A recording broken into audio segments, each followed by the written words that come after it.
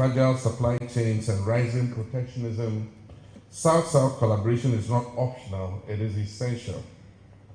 Africa and Singapore must be champions of open markets, trusted rules, trade rules, and practical partnerships that deliver jobs, technology transfer, and shared prosperity for our people. Africa and Asia are the two youngest, fastest urbanizing regions of the world. And the numbers tell a clear story. Africa-Singapore trade rose by 50% between 2020 and 2024 to nearly $14 billion, with West Africa accounting for more than half of that. Ghana-Singapore trade has also grown, reaching over $215 million in 2024 alone. I speak today as an African leader and as president of Ghana, and our message is simple. Africa is investable, and Ghana is your reliable gateway to that continent.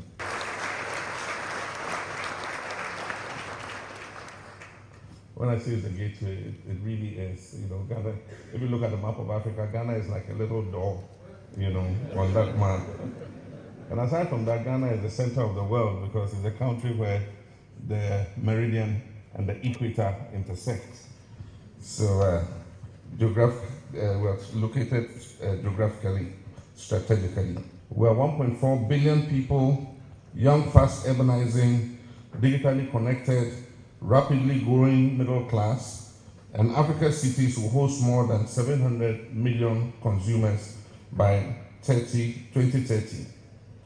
The African Continental Free Trade Area is the largest new free trade area in the world by number of countries, and this creates a $3.4 trillion market and lowered barriers across supply chains on the continent. Africa holds vast renewable energy potential and is already a global leader in mobile money and fintech adoption. This is a market ready for skilled solutions. Yet this opportunity must be matched with capital at the right price and with the right instruments. As the African Union champion of financial institutions, I must be candid. The current global financial architecture remains inequitable for low and middle income countries. Africa faces an annual financing gap estimated at $1.3 trillion. Infrastructure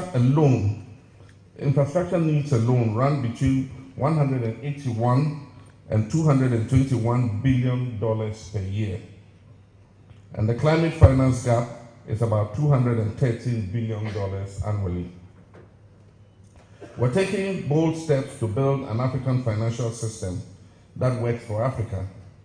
Accelerate the African Monetary Institute as a precursor to the African Central Bank, and link 10 major stock exchanges through the African Exchanges Linkage Project to enhance liquidity.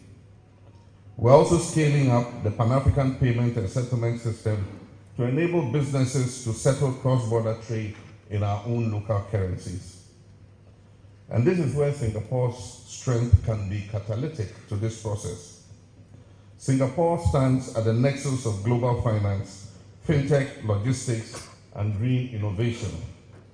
Your excellence in project preparation, blended finance, risk management, standards, and dispute resolution is precisely what African projects need to move from pipeline to bankable builds. As host of the African Continental Free Trade Area Secretariat, Ghana sits at the heart of the $3.4 trillion single market. Through ECOWAS, we connect you to more than 400 million consumers in West Africa. We offer political stability, a rules-based environment, a double taxation agreement with Singapore, which has been in force since 2019, and a growing base of Singaporean investors, 69 registered companies with a cumulative investment exceeding $2 billion. And I wish to assure Minister Grace, we will sign the BIT very soon.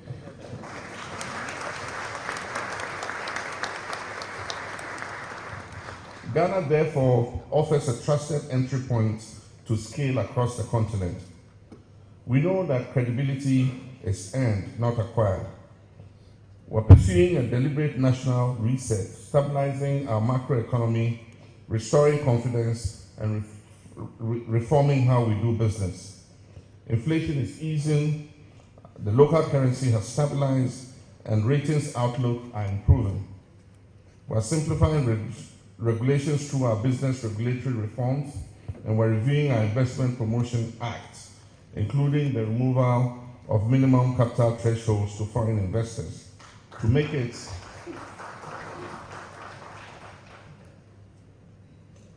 it easier for investors to sign up.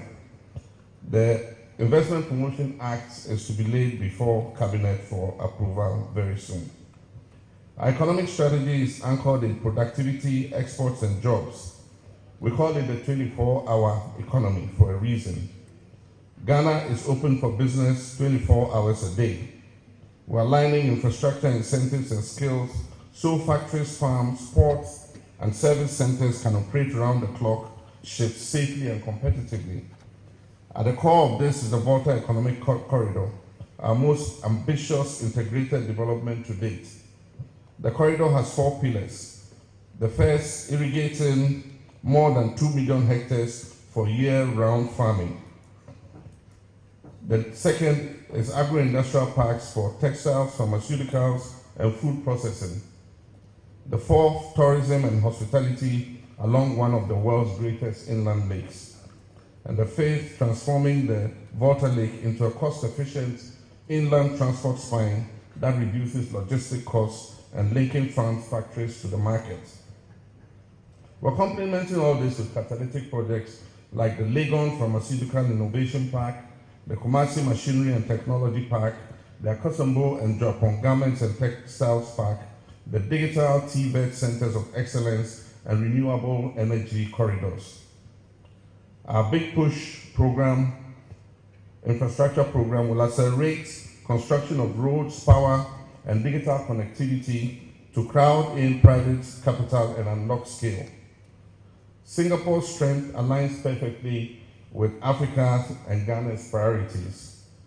And so allow me to propose 5 practical pillars where we can bridge capabilities and chart shared growth. And the first is in efficient green supply chains, partnering with Africa to modernize ports, inland waterways, and cold chains. Your world-class logistics and standards can reduce Africa's trade costs and unlock export competitiveness. Agribusiness, the second is agribusiness and food systems.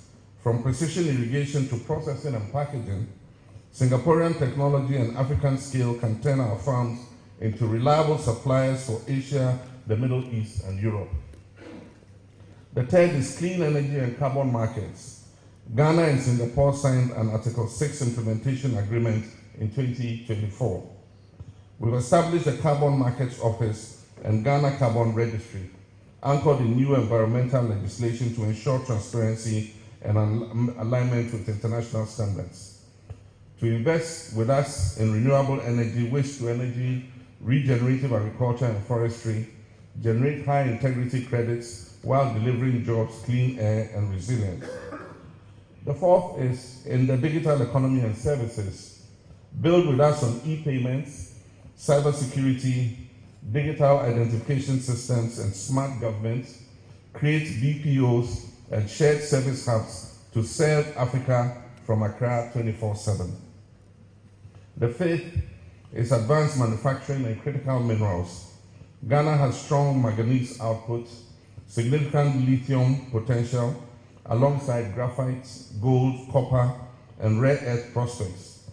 Our policy is value addition at home, battery precursors, components, and downstream manufacturing powered by clean energy and world-class standards. Enterprise Singapore has been an outstanding partner in building these bridges, helping Ghanaian firms access Asian markets and enabling Singaporean champions to succeed in Ghana. We deeply appreciate this.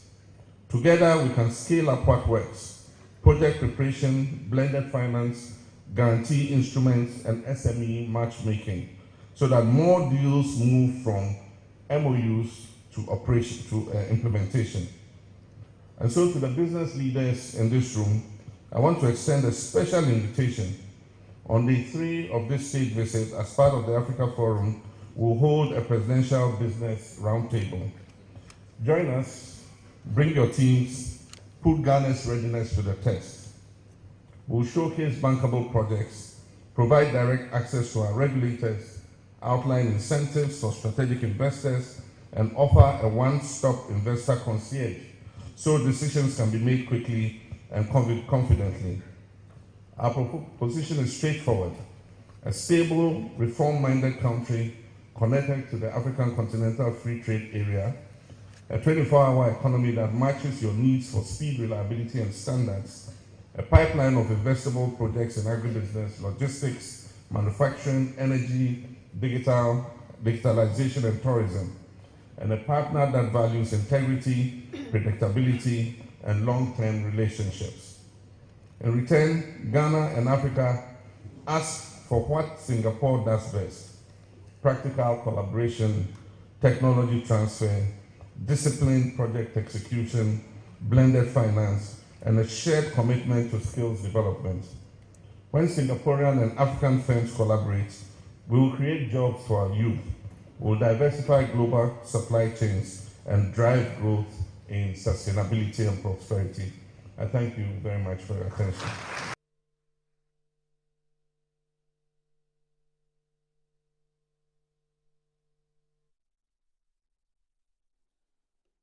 Good morning, good morning, good morning. Today is the 27th of August 2025. This is the day the Lord has made. Indeed, we're glad in it. I want to say a big thanks to the Almighty God for keeping us alive and kicking. We're back again to join the nation's conversations on the big issues that matter to you and I. So welcome to the show. This is Good Morning Ghana. I'll go straight ahead and look at what the news service are reporting this morning. Daily Graphic says that Ghana gateway to Africa's market. President Mahama to Singapore investors. Kwabena Japan files for MPP flag bearer race. Innovative affordable housing solutions headline home fair tomorrow. UPSA Hallmark Research Lab signed $240 million AI partnership. Police deploy 300 personnel at Igbenyere. IGP visits to assess the security situation. This Igbenyere thing appears to be getting out of hands, eh? Now, the Ghanaian Times, Africa Investable, Ghana, your reliable gateway. President Mahama woos Singaporean investors. Ofanko in Sawam Road, work progressing steadily after contractor returns to site. NLA introduces new sticker to clamp down on illegal lotto operators. Daily Guide, NLA rolls out new app to curb illegal operators. Government moves to reform gold sector. Flag bearer raise, NPP opens voter register. Ghana drops in global peace index. 8 convicted over Ablekuma North violence. The Herald newspaper, retired police chiefs pack out from headquarters after expose. But Frimpong stays on as presidency struggles to enforce ban. NPP's Abronia faces another 20 million cedis defamation case as Cocoa Board forestry bosses separately pursue him. How Akumsin's attackers plead guilty to assaulting her. Others. NLA introduces sticker system to curb illegal lottery operations. NPA Act set for overhaul after 20 years. Stakeholders engaged on draft bill. The Insight. BOG's directive on foreign currency cash payments. Analysis of its implications for economic stability and foreign direct investment. Reparations, Africans intensify struggle. Why Palestine cannot wait. And then there's also woman, 50 years, arrested and charged for threatening to kill U.S. President Donald Trump on social media. NPA engages industry players on draft NPA bill. NDC government policies are factual, real and impactful. Veep.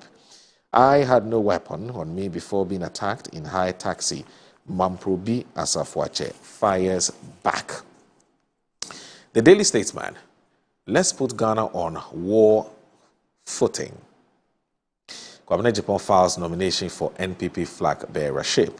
Ghana, Singapore trade reaches over $250 million in 2024. Gusheu MP reaffirms commitment to education. Ifwagate, women's leadership in media, not tokenism. Daily Post. Ghana is gateway to Africa's $3.4 million $3.4 trillion market. President Mahama tells investors in Singapore. NPA hosts stakeholder forum on draft NPA bill. And Randiabe files a 20 million cedis defamation suit against Abronye DC. The Informer. Look at Ghana through different lenses. Mahama urges investors. ICT Week celebration, Ghana to lead digital trade in Africa, Ofosu Ampofo. OSP controller team up to fight corruption. Chrissy Pratt warns Mahama over amending constitution to allow third term. APP sues EC over Akwatia by-election, cites maladministration. The Inquisitor. NPP flag bearership race. Brian brags after running from tribal bigotry shadows. JM sells 24-hour economy as after gateway. NPA hosts stakeholder forum on draft NPA bill. NAPO links political success to God. NIMOS Blue Water Guard sees Shamfans along Ankobra. The Accra Times. GRA boss tells taxpayers stop dodging tax. Hansard serves as mirror of parliament. Hansard official reporter reveals. NPA intensifies LPG safety campaign in Sunyane. Memphis Central MP honored by PWDs. MIDA backs Trump's vision for MCC reviews. MPA school stakeholders on draft bill. The Ghanaian Publisher. In team fires at NPP bigots. Our tradition rejects tribal religious politics. Oti records over 10,000 typhoid cases since January. NPP expands voter register. Woodin launches new ready-to-wear line inspired by tradition. Helicopter crash. Fidelity donates 500,000 cedis to Children's Support Fund. All right, so these are the front pages of the various newspapers we received this morning. Please stay with us. This is Good Morning Ghana.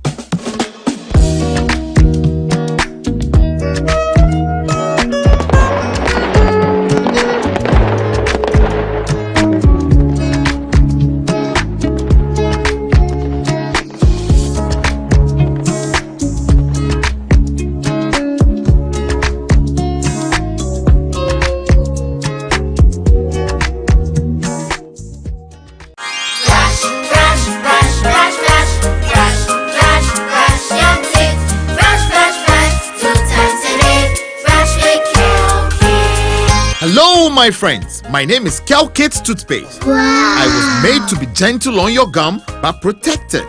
I will protect your teeth from cavity, make your teeth whiter, stronger, keep your mouth fresh all day. And best of all, I'm strawberry flavored.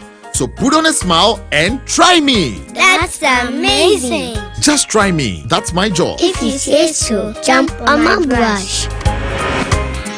Makes your teeth stronger, chicky whiter, chicky stronger. Yay! You did it! I'm glad you like your new toothpaste. Don't forget to brush both day and night. Kelkits, happy smile.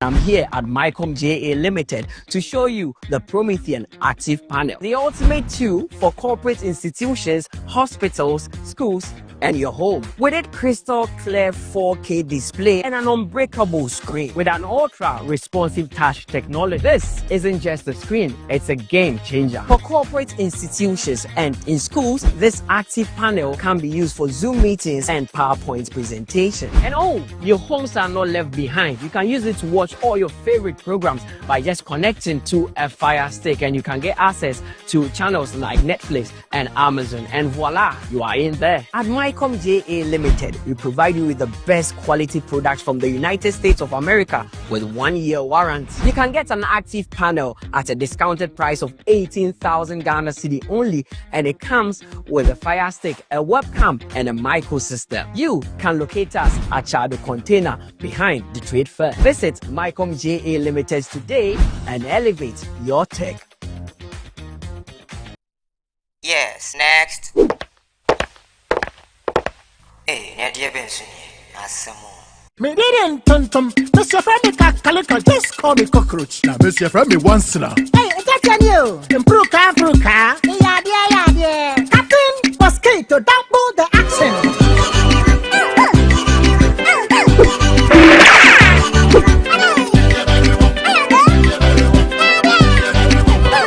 Me did this sasso spray. Mr. Femi sasso quell. Yeah, cool, too much sasso.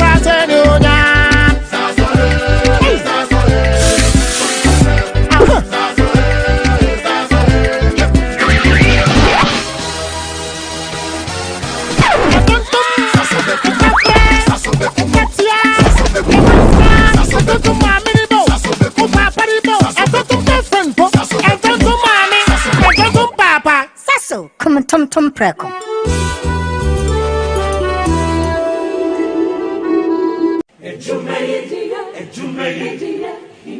In life, choice is good, but choice plus safety is way better. Your safety and comfort is paramount. Under the cylinder recirculation model, you can buy LPG in a safe environment. All cylinders are inspected and maintained to the best safety standards, so your safety is assured. Just take your empty cylinder to the nearest exchange point and swap it for a filled cylinder. Different cylinder sizes will be available to meet your pocket size. Imagine cooking in a smoke-free environment. This will improve the health and well-being of you and your family. Choose LPG in a safer model of distribution. Cylinder recirculation model. Securing your safety. Creating more jobs.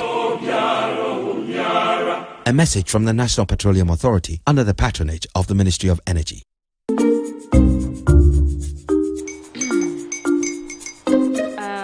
Kwame and his uncle are almost here. Wait a minute. This one too, your friend Kwame. Wait, Kwame? As in the same Kwame again? Yes, Mommy. The second coming. Into all this tension just to reintroduce that broke boy from Kaswa. Why would you deceive the family like this again? Now I understand the whole delay. Troll from Kaswa, dear. Why wouldn't he be late? Or being late? Of course.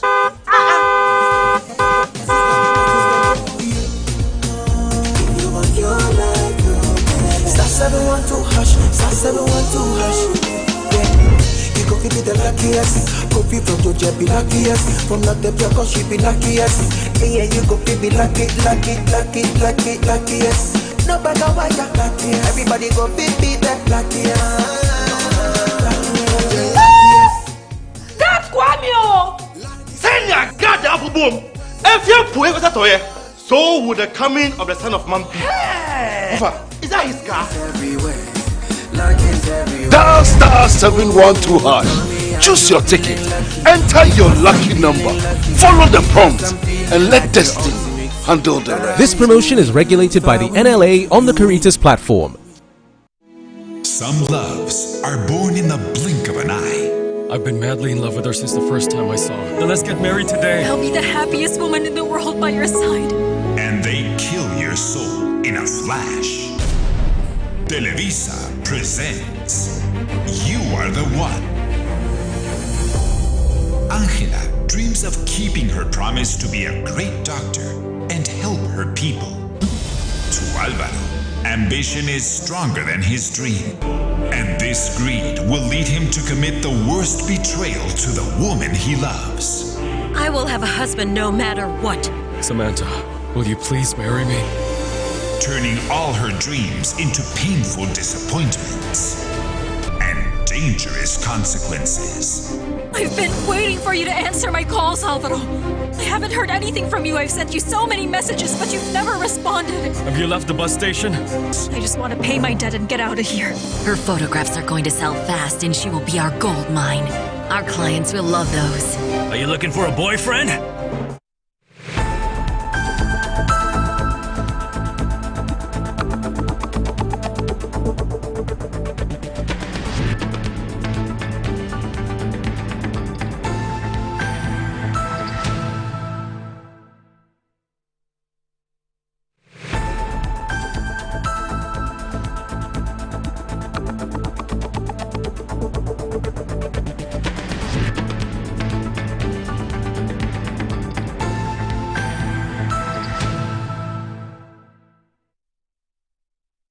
All right, you're live on Good Morning Ghana on Metro Television. The show is also, need I remind you, live on 94.1 FM. So my guests are seated and the conversation would start. But before I do that, I want you to watch something. Now, Metro News Online, I want you to check out our website. What do you think?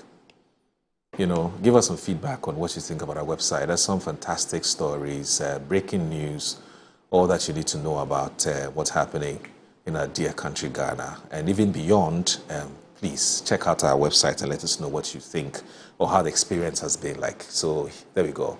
It's beautiful, isn't it?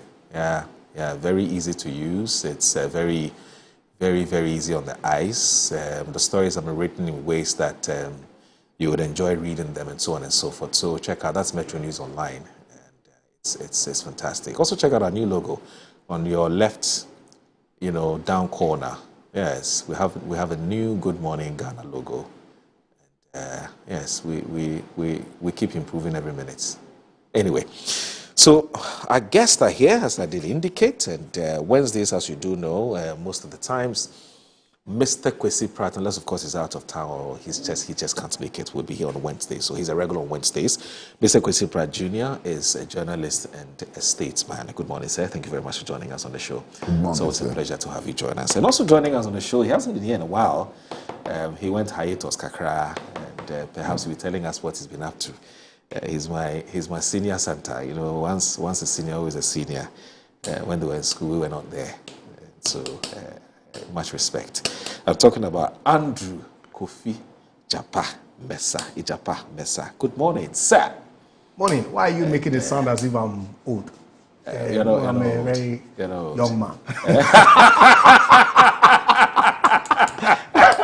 Let me say good morning to Syria. It's been a while having me here. It's the levels, eh? Yeah. It's the levels. It's the levels, Charlie.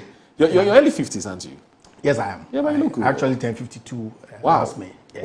Wow. So same with Brandon Champon. Brandon is also, I guess, 52. I think it's 53. I think it's about 53, a year or so older than me. Yeah. Wow. But say good morning to actually. You, because Charlie, you look very good for a 52-year-old. I look really good. I will give all praise to God. To Jah, Anyway, so remember that he's a former Deputy Energy Minister and also a former MP for Second D. And are you still in touch with the constituents? Certainly, I am. When you occupy certain positions, you can never walk away. I know. And so every now and then, you get people calling on you. You get to attend funerals. Even if you're unable to attend, you certainly have to make some small donations. But of course, that's where I was born. That's where I grew up. Yeah. That's where my family is. And so I, as much as possible, when time allows me, keep in touch with Second D.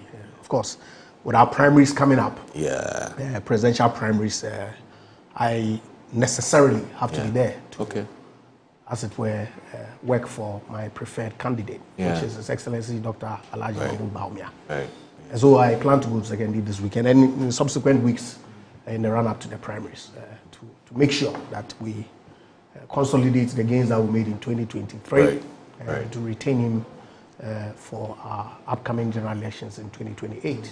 So you've been very consistent and loyal with the Bawumia project.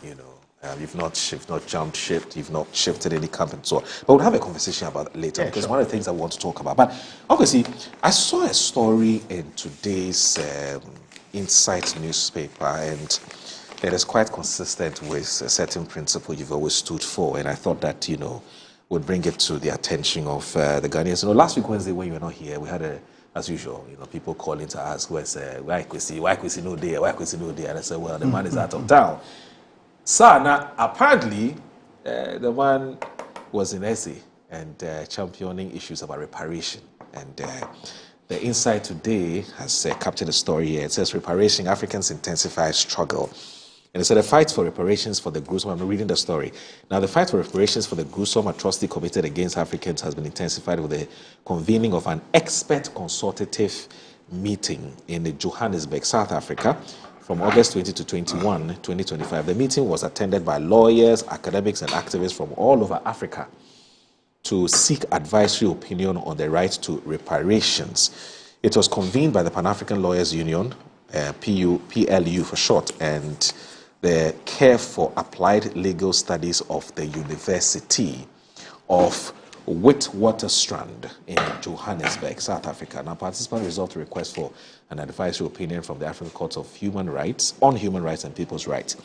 We're told the initiative is undertaken in accordance with Article 4 of the Protocol to African Charter on Human and People's Rights on the establishment of the African Court on Human and People's Rights. The reparations will be for slavery, genocide, land theft, colonialism, and neo-colonialism. And speaking at the meeting, Ghanaian journalist Kwesi Pratt Jr. said no amount of money can be sufficient compensation for the crimes committed against the African people by the capitalist states. He said, what we seek is a complete reset of the world and its institutions to ensure that the equality of all people in the building of new world in which poverty and all forms of exploitation will be banished forever. Pratt, who also doubles as General Secretary of the Socialist Movement of Ghana and a member of the Organizing Committee of the Pan-African Progressive Front, asked all African leaders to stand up for justice for our people. Obviously, would you want to throw a bit more light on this? Yeah, I mean, the question of reparations has become very, very big now. You know, not just on the continent of Africa, but also in the diaspora. And it's for a number of reasons. One, in the past, there was no general agreement on reparations, what it was and what we should expect out of it. So you had people who saw it as a legal exercise, and there were people who saw it as a political exercise. There were those who saw it as a rights exercise, and so on. I think what has happened is that we have now managed to bring together all the different pieces. So there's general agreement on what reparation is and what we should expect out of reparation. And increasingly, all of us are beginning to see reparation as an exercise in resetting the world, and also as an exercise in the redistribution of surplus value. So if you look at reparation from these two standpoints, there's absolute unity on the continent and in the diaspora. The other significant thing is that the African Union actually adopted this year as the year for reparations, and interestingly appointed our president, the Ghanaian president, as the champion, the AU champion for reparations. So President John Dramani Mahama is at the very center, you know, of the reparation movement, at least from the point of view of the African Union. There's one problem that the reparation movement has, and it is simply that there's not enough scholarship on reparation. For example, no serious attempt has been made to quantify the value, the monetary value of the transatlantic slave trade, you understand, and so many things. So there's a dearth of scholarship, and that is why, surprisingly, somehow, all of these organizations are beginning to invite me to participate in the activities as an expert, only because I've written a 130-page book. You know, if there were a lot of scholarship on reparation, somebody like me would not qualify as an expert. But because of the dearth of scholarship, people like me are beginning to emerge as the experts on the subject, which is most unfortunate, you understand? Now, what happened in Joburg is that the Pan-African Lawyers Union, which is a big organization of some of the best brains in law on the continent, and also the Center for Applied Legal Studies of the University of Witwatersrand in Johannesburg, and then some persons from the AU Commission came together to brainstorm. And I was invited, you know, I'm not a lawyer, as everybody knows, and so on, but they thought that it was important to have a historical dimension and a political dimension. So people like me were supposed to provide the legal, the political and historical dimension. And we had 2 days of very exciting meetings. In fact, the meeting is the lawyer who is handling the case for genocide in Namibia, the Harare people, you know, the genocide which was committed against them. There were people in the room who have studied the genocide committed in Kenya against the Mau Mau movement and the Kenyan people and so on. So we brainstormed for 2 weeks and eventually came up with a roadmap, which should lead to us getting an advisory opinion from the Africa Court on Human Rights, on human rights and people's rights and so on, So work is in progress. The draft is being prepared. We'll meet later in the year with the lawyers in order to shape the case for the African Court on Justice and People's Rights. So generally, this is what is happening. Now, earlier in the year, a couple of months ago, I finished work on my book, on reparations. And I approached President John Dramani Mahama as the AU champion on reparations to write the foreword. And I was really surprised. He readily accepted to write the foreword. And in a matter of 2 weeks, actually provided the foreword, which has given a lot of weight to the book. And he wrote an excellent foreword, which dealt with all the issues, the history, the politics, the legality, and so on. And I'm very, very grateful to President John Dramani Mahama for writing the foreword to my book, and not just that, also agreeing to launch the book on September 9th. Indeed, I was at the mid-year review meeting of the African Union in Malabo, Equatorial Guinea. And I addressed a session of ECOSOC, which is the civil society wing of the AU. And the book was extensively discussed. And then President Mahama arrived later and asked for copies of the book, and he personally distributed it to his colleague heads of state and so on. Earlier on in the foreign ministers meeting, almost all the delegates wanted copies of the book and so on. So far, we have distributed about 500 copies of the book for free. And that's a big financial burden. About 500 copies of the book have been distributed for free. What is interesting is that in the first 2 weeks that the book came out, we had 30,000 requests for the book. 30,000 requests for the book. From within, from without, or from both? From all over the world. From all over, okay. All over the world. I mean, 30,000 requests, that's quite huge. I'm sure that is probably doubled or tripled by now. So the fight for reparation continues. The point that I constantly make is that, look, we are not begging for compensation. Because if you consider the fact that, lots and lots of people, over 1 million people were removed, from the continent. Some died, some were tortured. As a matter of fact, in history, there came a time when bags, bodily accessories and so on, were made from black skins. The same way you make bags today from cowhide and so on. And they were using black skins to make bags and so on. The Harari people were exterminated by the Germans. Deliberate extermination of the Harari people by the Germans. The atrocities which were committed by the British, by the French, and so on. And these are actually the reason why today Africans on the continent and the diaspora continue to suffer economic deprivation in all its forms, poverty, and so on. This is basically the reason. Now, come to think of it, for a very long time, the United Nations did not have more than 50 members. In fact, the United Nations began to expand its membership from 1957-58, and then up to the mid-1960s. The only reason why this happened was that we were not there. We were colonies. Okay? And as colonies, we could not become members of the United Nations. So those who dominated the United Nations from its very beginning were the colonial powers, were those who were responsible for the transatlantic slave trade. There were those who met in Berlin in 1884 and carved out Africa into their spheres of influence and so on. And that is why more than 1.4 billion people who inhabit the continent of Africa have no voice in the UN. We don't have any influence in the Security Council and so on.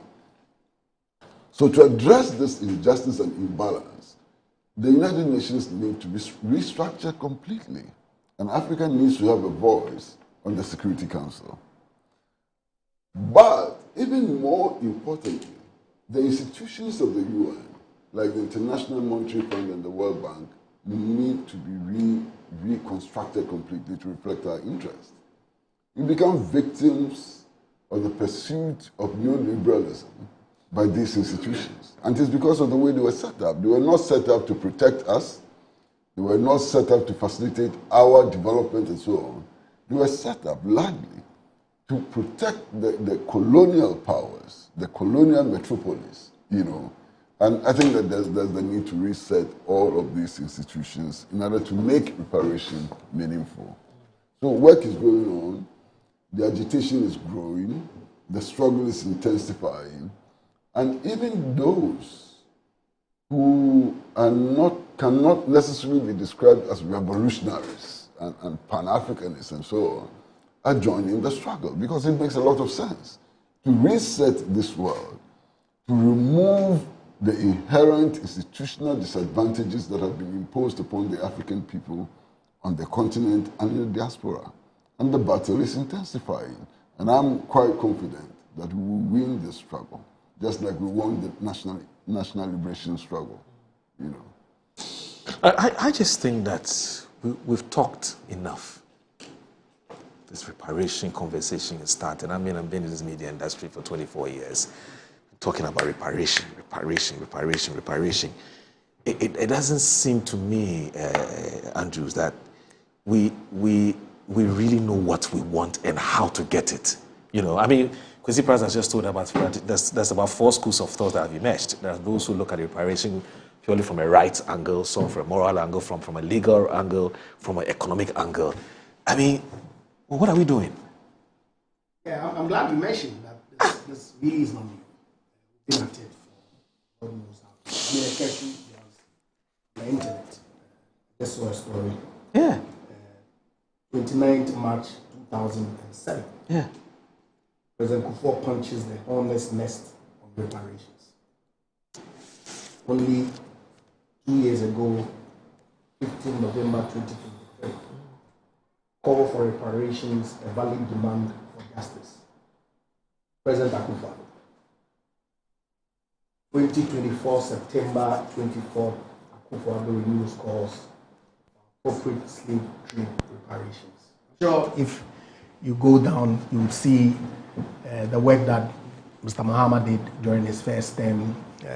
Potentially, you will see what President Mills of blessed memory said when he was president on this subject matter.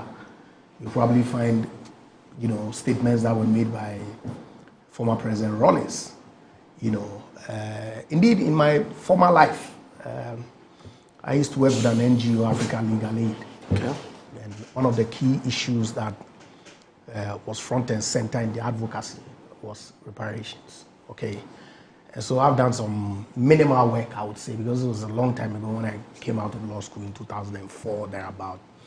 Did it for a short while before I went into active commercial practice. Yeah. Because that's where the bread and butter issues had to be dealt with. Very important. But it's an important subject matter that we need to put the pedal, strongly on to make sure that the injustice that this continent has suffered from the colonial masters is adequately compensated. Indeed, I agree with Kwesi when he says that no amount of money can pay for the lost lives. Africa's prime during the Industrial Revolution, where all people who were shipped, in fact, pre-Industrial Revolution, were shipped into the United States to work on farms. When I was at the Ministry of Energy during the Year of Return celebrations, these were matters that we discussed quite extensively. And so it's important that now that we have a reset, it's a favorite word that I heard Kwesi use on 2 occasions. That's the lingua now in town. I hope that we can bring some closure, because it cannot be that we will keep at it, talking and talking and talking, when indeed in some circles, colonial masters, successive governments have themselves admitted that some of these things were unjust, and Africa really and truly deserves to be put in its right place by paying some money for the wrongs that it did to our continent. I cannot agree more. The bit that I like to add is that in these conversations, a lot of us start the conversation from 1844. Yeah. Where Otto von Bismarck invited his colleague leaders in Europe, and they sat around the table without an African president and carved Africa up into their spheres of influence. But it goes deeper than that. I mean, if you look at history, you can actually start from 1452. You understand? Even then, you could go back. But in 1452, the Pope of the Catholic Church, issued what is now referred to as the Papal Bull, which was a legal document, authorizing King Alfonso of Portugal to go out into the world and civilize us. Because the Pope assumed that we were not civilized. So the Pope said they should go out and civilize us. And also declared our lands as vacant lands. So they could grab the lands, they are vacant lands. How the Pope could see the lands as vacant and still come to the conclusion that people on the land were uncivilized is a major contradiction which it's impossible to resolve. Now the point I'm making is that the church itself profited hugely from the atrocities which were committed against the African people. Today the Catholic Church is one of the richest institutions in the world. Where did that wealth come from? That wealth came from our enslavement. That wealth came from colonial occupation. That wealth came from the dehumanizing treatment that we were subjected to. But beyond that, it's also all of these huge companies, huge companies, in the colonial metropolis, these giant multinational corporations. Why? Many of them were formed with money which was made out of slavery. The Barclays Bank, for example, was established by the Barclay brothers. And the Barclay brothers were slave traders. You understand? So all of these huge multinational corporations whose accumulation, surplus accumulation, has made them the giants that they are today and so on, have a responsibility. You understand? They have a huge responsibility to contribute to the attempt to reset the world. Then, of course, you look at religion. Generally look at religion. Akunedi, the Church of England, all of that. What is that? This is just competing superstition.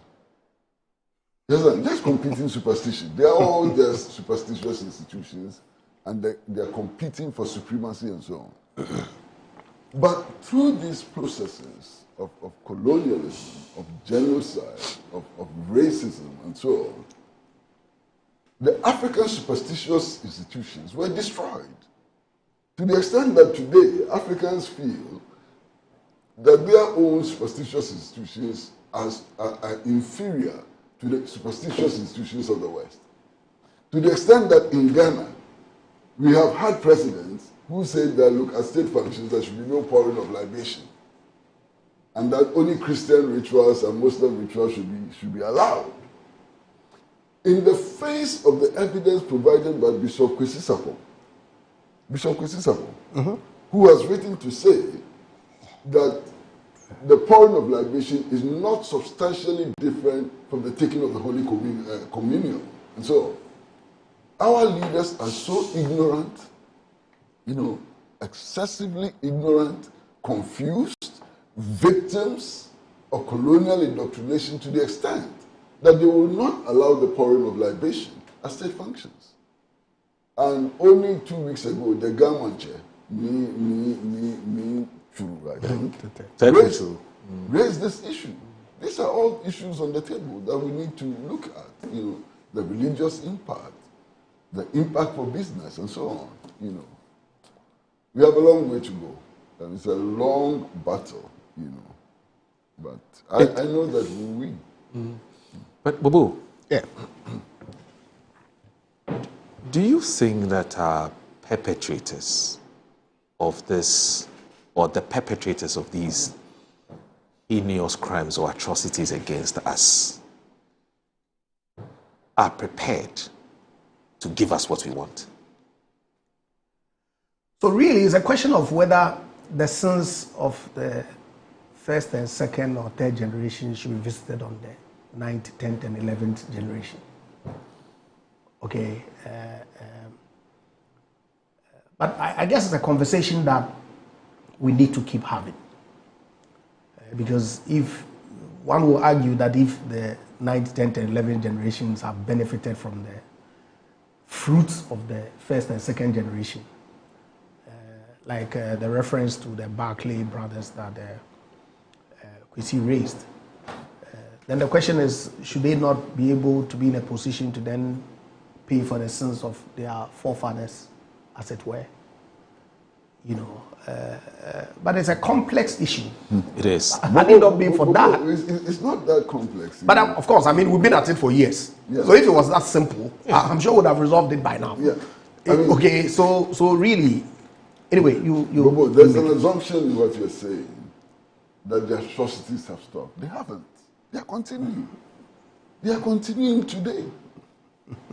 They haven't stopped. Look, when was Patrice Lumumba assassinated? In the 1960s. Yeah. And if you read about the assassination of Patrice Lumumba, I mean, it shatters you completely. This is a prime minister, democratically elected, in a multi-party dispensation. You overthrow his government, no problem. And the reason for overthrowing his government is simply that the Congo had uranium. And given who he was, the Soviet Union was likely to get access to the uranium. So his government must be overthrown. And his government was overthrown. He was then captured and assassinated. Okay? Not just that. The Belgian intelligence officer who led the probe actually removed the front teeth of Lumumba and kept it as a souvenir. Can you believe this? And this is the 1960s. So we are not talking about 1452. We are not talking about 1844. We are talking about the 1960s. Look at what is happening in the Sahel today. Look at what the French people are doing. Today in the Sahel, you have Ukrainian intelligence operatives openly, publicly, working with the jihadists against the governments who are engaged in a patriotic revolution in the Sahel. So it is happening. Ukraine today, they openly admit it. You understand? And their so-called justification for their involvement in the Sahel is that the Sahel states are getting assistance from Russia. So they've moved in. They are killing Malian soldiers. They are killing Burkinabe soldiers. They are killing Nigerian soldiers, and so on. So the atrocity is continuing up to today. The overthrow of Nkrumah was an extension of the atrocities which the capitalist states, committed against the people of Africa. And the declassified documents are there. I mean, there's this very popular book now. It's called The Great Deception, How the CIA Overthrew Nkrumah. And these are declassified documents of the Central Intelligence Agency itself. So all the details are there. There's this other famous book by Jack Mahoney, the son of a former U.S. ambassador to Ghana. I think it's called JFK, or Deal in Africa. And if you read their own account of what they did and are doing, it's not just about what they did. What they did and are doing in Africa today is horrifying. Horrifying. And one of the things that really frightens me is the establishment of U.S. military bases across our continent, US and NATO military bases across our continent. Those military bases have not been set up yet to produce corn and cassava. They are not factories transforming agricultural products into finished products and so on. These are instruments of war, of oppression, of aggression. You understand? And I think that, look, the reparation movement needs to pay attention to what is continuing today on the continent of Africa and in the world. We need to change this world if we have to make any progress as African people, wherever we are, whether we are in the diaspora or we are in the continent. Look, it is time to tell the story of Haiti, and I'm sure you know the story of Haiti. You know, why is Haiti today in turmoil? Because Toussaint Louverture, I don't know if you've ever heard the name, Toussaint Louverture, he was a slave, never went to school. Toussaint educated himself and then formed a liberation army to free slaves. So the slaves Toussaint managed to free, you know, eventually got formed into an army. And they established Haiti as the first independent African state in the world. Haiti. Haiti was established by Toussaint Louverture and the slaves he managed to flee. If you go into history, Toussaint's army defeated Napoleon's army. If you read military history, these Western countries claim that Napoleon was such a genius, military genius and so on. His army was defeated by the army of Toussaint. You understand? And up to today, the French have imposed, you know, payments on Haiti. Haiti is supposed to pay for the defeat of Napoleon in war. Haiti is supposed to pay for what it did in order to maintain its independence. And it's huge. Haiti is burdened today because it fought for its liberation and its independence. You understand? So there's a way in which we can look at reparation as a continuing project of imperialism, of empire building, as a continuing project of exploitation, as a continuing project of dehumanizing, as a continuing project of racism, extreme racism, and so on. Apartheid is a product of imperialism, of empire building, and so on. You know, so we have a huge battle to fight, and Massa, Nkrumah and others were successful to a very large extent in the national liberation struggle. I am 100% convinced that we will win this battle for reparation.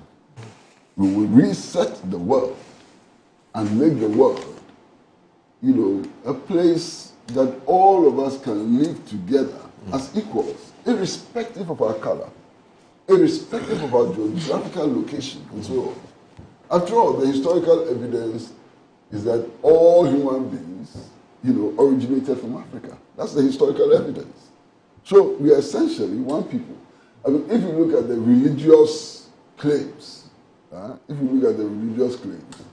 aren't we all supposed to be from Adam and Eve? Yes.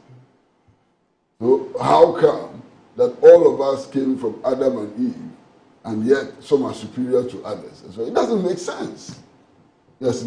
So the anthropological evidence is there, the religious claims are there, and so on. And it's clear that inequality is an aberration which must be removed and can be removed, and we will remove it.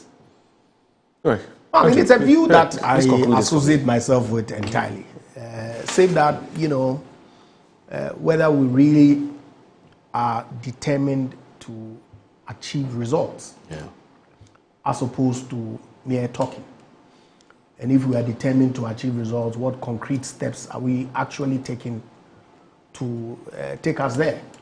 Okay, because like I was saying, the BRICS nations are, I was reading, I think a few days ago, about some alternative financial system that they are putting up to counter the IMF and its, you know, neo-colonial structures, to borrow. Kwesi's words, okay? And you can see that progressively they are getting there. When China emerged, nobody ever dreamt that they were going to get to this point where they are today, where they are competing, with the United States and the West. They took actual and concrete steps. Is it the same thing that we are doing?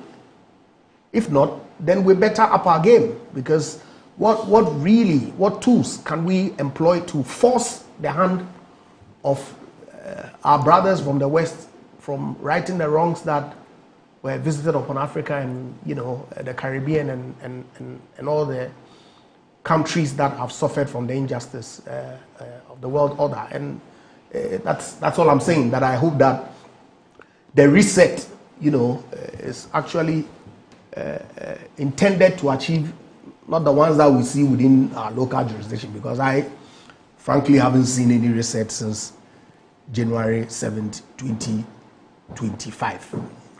I'm only hoping and praying that as we use that within the context of fighting for the appropriate compensation to be paid for the wrongs of the past, we're actually working to actualize that. That's all that I will say. Just something very small. Okay. I mean, reparations, as I've emphasized all the time, it's not about payment for wrongs done. It's about reset, reshaping the world, reorganizing the globe and so on. I mean, recently, I'm sure all of you are familiar with that. Right.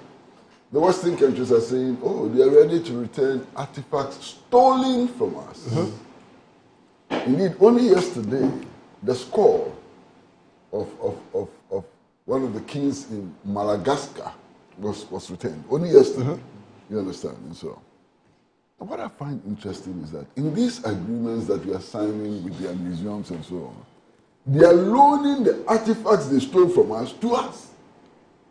Does that make sense? I'm not sure that the bronzes that they stole from Benin and so on, they are loaning it to us. You stole the thing from us. You admit that you are thieves. You stole it from us. We want our thing back, and say we are loaning it to you. And one of the most foolish things that they say is that we have to build modern museums for them to return what they stole from us. Because they want to be sure that we can preserve our own things on the basis of the standards that they have set. The skull, for example, which they returned yesterday to Madagascar. Master, it is not meant to be put in a museum. It's an item that the people of Madagascar see as an embodiment of their national spirit. So this is something which is kept in the palace, and every year all kinds of rituals are performed around it and so on, in order to revive the national spirit. So if France today is insisting that the people of Madagascar should go and build a museum based on their standards and so on, they're talking nonsense. Absolute nonsense. You understand? Absolute nonsense. I mean, you came and they thought that they were stealing the golden stool from Ashanti. Of course, they were tricked into taking an inferior one. I mean, But they thought that they were stealing the golden stool. Let's assume that they succeeded, and then we go and put it in a museum in Britain. And we say we want our golden stool back. You say, no, we won't give it to you back until you satisfy us that you have good conditions for storage. What impudence? What arrogance? Moreover, on ceremonial occasions in Britain, I'm sure that Bobo has also seen that. You see the gold chariot which the Queen used to ride in. Yeah. You know where that gold came from? That gold came from Ghana. Yeah. All of that gold came from Ghana. It was stolen. Do you know how much that gold chariot alone is worth? And today, our leaders are ready to accept crumbs, a few million pounds, a few thousand pounds, and so on. And it is presented as salvation for our people and so on. They should bring our gold back. They should bring our gold back.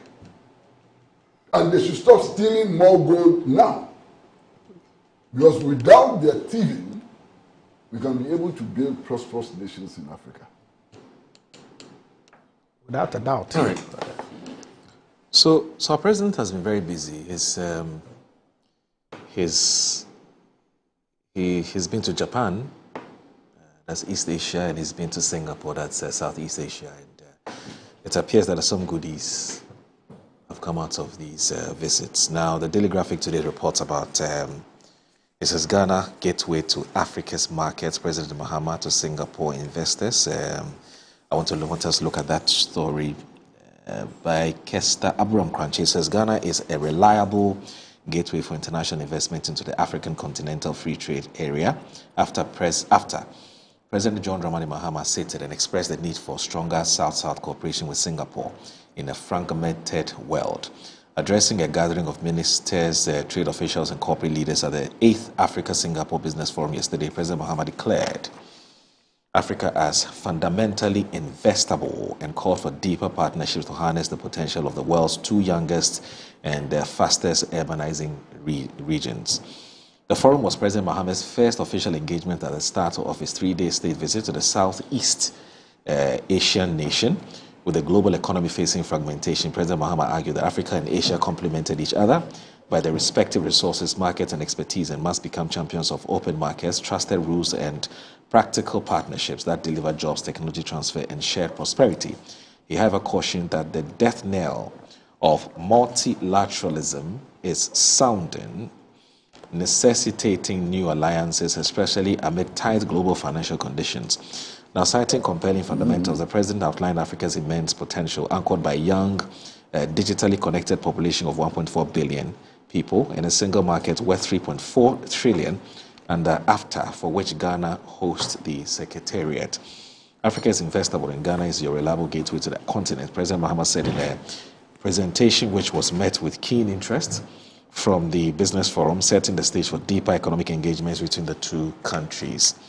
Now, the president stated that trade between Africa and Singapore had grown significantly, climbing nearly 50% between 2020 and 2024 to approximately $14 billion. Specifically, trade between Ghana and Singapore reached over $250 million in 2024, with 69 Singaporean companies registered in Ghana, representing cumulative investment exceeding $2 billion. Ghana is therefore a trusted entry point to scale across the continent, President Mahama said, highlighting the country's access to over 400 million consumers through the ECOWAS bloc. Now, to sharpen the country's competitiveness, President Mahama detailed a draft of domestic reforms and flagship initiative designed to absorb more capital under a national strategy be termed Ghana is open for business 24 hours a day. Now, the strategy aims to align infrastructure, incentives, and skills to enable round-the-clock operations in factories, farms, port and service centers. The president also outlined his administration's 4 integrated pillars for economic transformation: Growth 24, which is large-scale irrigation for year-round farming; Make 24, agro-industrial parks for manufacturing. There's also Show 24, which is tourism development, and Connect 24, leveraging Lake Volta for inland transport to cut logistics costs. President Mahama assured the investor community of improving macroeconomic landscape, indicating that inflation was easing, the cedi has stabilized, and credit ratings were improving. Blah, blah, blah, blah, blah. All right. So with the president, we're told the Minister of Foreign Affairs, Amolukujeto Ablakwa, the advisor, and especially to President Joyce Mukhtar Bawa, and gives us a tour list of those the persons who attended this event with the president. I'll start with you, Andrew. What do you make of this? Of course, I mean, that's the work that presidents are expected to do. Market Ghana when they go on these foreign engagements. Good news, if you ask me. Of course, foreign direct investment, we know the role that it plays in our economic development. And so if the president goes out there to Singapore, which has done amazing for itself since its independence, to to try and urge business people there to come into Ghana because of the opportunities that exist here. Certainly is a good call.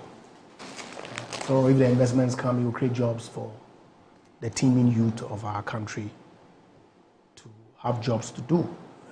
So I will not poo-poo it, as it were. I believe we need to make progress. Okay.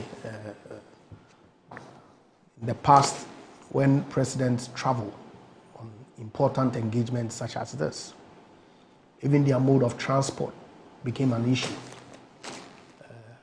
In spite of the dividends that come with them. I read on social media that out of this engagement, he's been able to get some 100 million investment coming into agric. Okay. And infrastructure. If it does come, why not? Okay. But on his way there, we're told that he had to spend 22 hours at the Dubai International Airport. Okay. Question is, was it good use of executive time for the President of the Republic to sit at an airport, probably spend some time at the Dubai International Airport Hotel, where I've slept many times as a regular citizen. I'm not so sure whether the President transiting for 22 hours is good use of Ghana's time. Okay. But I'm sure that they themselves knew that because of the kinds of things that they had said when they were in opposition, even if the best route was for the President to have chartered a flight, they were not going to be in a position to do it. Which, in my view, would have been better use of executive time than spending 22 hours at an airport. So he clearly tells you the kinds of things that we've done with our politics, which is making the President go and sit at an airport for 22 hours. Okay. Beyond that, investment drive by presidents, like I said, from the very outside is not new. If you go down memory lane, you see presidents making these trips, state visits with business people. I'm told that there were quite a sizable number of Ghanaian businesses accompanying the president on this trip. And the whole intent is for them to network and try and secure partnerships that would help in advancing the cause of our country. I think it's consistent with our framework that the previous government did, Ghana Beyond Aid, moving away from the crumbs that Kwesi referred to that our leaders go and collect, and rather seek investment partnerships that will drive mutual growth of the businesses that come and invest here in our own country. Of course, it will bring employment, revenue, and all the associated things. My own concern is really with this, Ghana is open 24 hours. I don't know the extent of opening 24 hours. What I know is that some document was launched a few weeks ago, which outlined what the vision was. Essentially an amalgamation of previous development plans and even the Ghana Beyond Aid document into something that they tout as 24-hour economy document. I was thinking that the Formula 133 that they promised was what was going to start, where public service agencies and institutions will be running 3 shifts, recruiting 3 people, and the like. But we're not seeing it. The Ghanaian youth who fell for that statement that they were going to create jobs overnight, if you like, because the narrative in the run-up to the election was that public service, passport office, DVLA, this, that, ministries, agencies, filling stations. But we're beginning to see that it requires private sector response to enable you actualize whatever industrialization show 24. I haven't seen it. I don't know whether you've attended any. They were even told us we were going to open discotheques in the morning. I don't know which disco runs today between the hours of 8 a.m. and 6 p.m. But they said all sorts of things. And so we're looking to see. It's early days. We'll see how the Formula 133 will work for the youth of Secondary to get jobs, to go to Lands Commission at midnight to go and procure their land title certificates, for people to go to DVLA at 2 a.m. to procure their licenses, for people to go to farms at midnight to go and pluck plantain and stuff like that and come and sell on the market in the morning, like General Secretary or National Chairman Asidum Ketia told us. So we are waiting. But of course, I really think that the president going out there marketing Ghana is part of his job description. And if he does so and it brings dividends, hallelujah. Okay. Kwesi, before I bring you in, please do me this favor. We need to take a little breather. So, you're watching Good Morning Ghana. Please stay with us.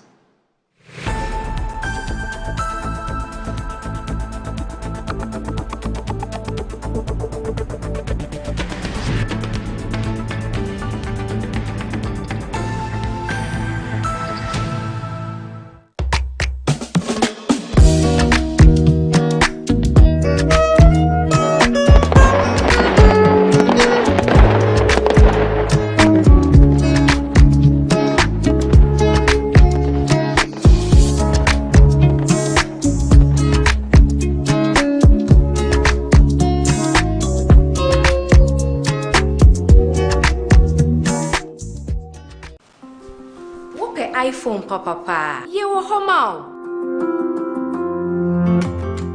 So open iPhones accessories papa dia menhwe baby ya. Me mo akwa ba EBA phones and accessories. Sebani EBA yeton iPhones any ho accessories. iPhone 50 XL kosi 16 Pro Max. Accessories ye wo charger, AirPods any iPhone ho akade nyina. Nianoma ye ni sikapudu e de beto iPhone. Say ya ankrankre, boja and na say aboye juma your phone nyina. For 40% beji iPhone bia ope. Na ni aka no, wo de bosome miensa. Etua ne nkakra. E kwan ya obefa so de atwie ni. Dial *713*5571#.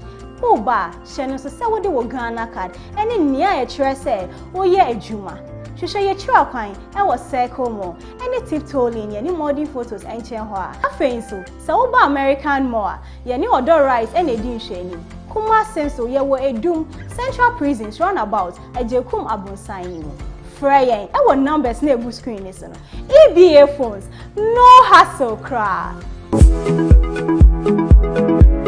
Sometimes the unexpected happens and the hero falls down in his own story. But he needs not stay down for long. Cosmopolitan Health Insurance is your trusted health partner. Whether an individual building a business, with Cosmopolitan Health Insurance, your medical care is our concern. For the best health insurance solutions for corporate institutions, groups and associations, families and individuals, choose Cosmopolitan Health Insurance from our over 700 accredited health service providers nationwide. Call us on 0302 540 668 or 0501 678 547 for all your health insurance solutions. Cosmopolitan Health Insurance, your medical care is our concern. I'm a brand manager. Of course, I accept only quality and affordable printed souvenirs for my promotional campaigns. I'm the head of academic affairs of a very important institution in Ghana. Of course, we only deal with quality, reliable printing companies for our institution's printing materials. I'm talking about appointed time printing. Appointed Time Printings. We take pride in our extensive print scope that transform your ideas into captivating visual masterpieces. We delve into the core objectives and vision of each print project. Precision printing is at the heart of our printing process as we meet your tight deadlines. Our rigorous inspection, color verification, and overall printing excellence are assured. 20 years of printing excellence. It's always a pleasure working with you to create a vibrant, dazzling printing experience that gives you a masterpiece. Appointed Time Printing, your world of quality and affordable printing. Wabedum time aso. Hey, J. Watch it, na learning. Missy, watch and learn. Makwaya mabesisia. Abozege. Akache say no ya konate and the more drink woman. Hey. But I didn't mean. Oh, sorry. She knew her old days.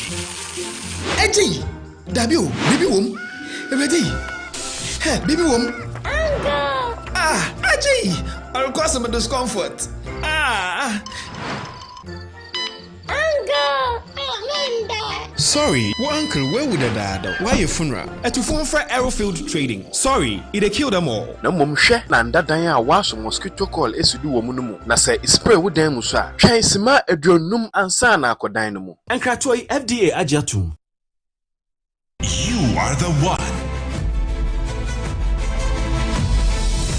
Featuring Alejandra Robles Gil, Brandon Peniche, Danilo Carrera, Bárbara Islas, Ernesto LaGuardia, and a great cast.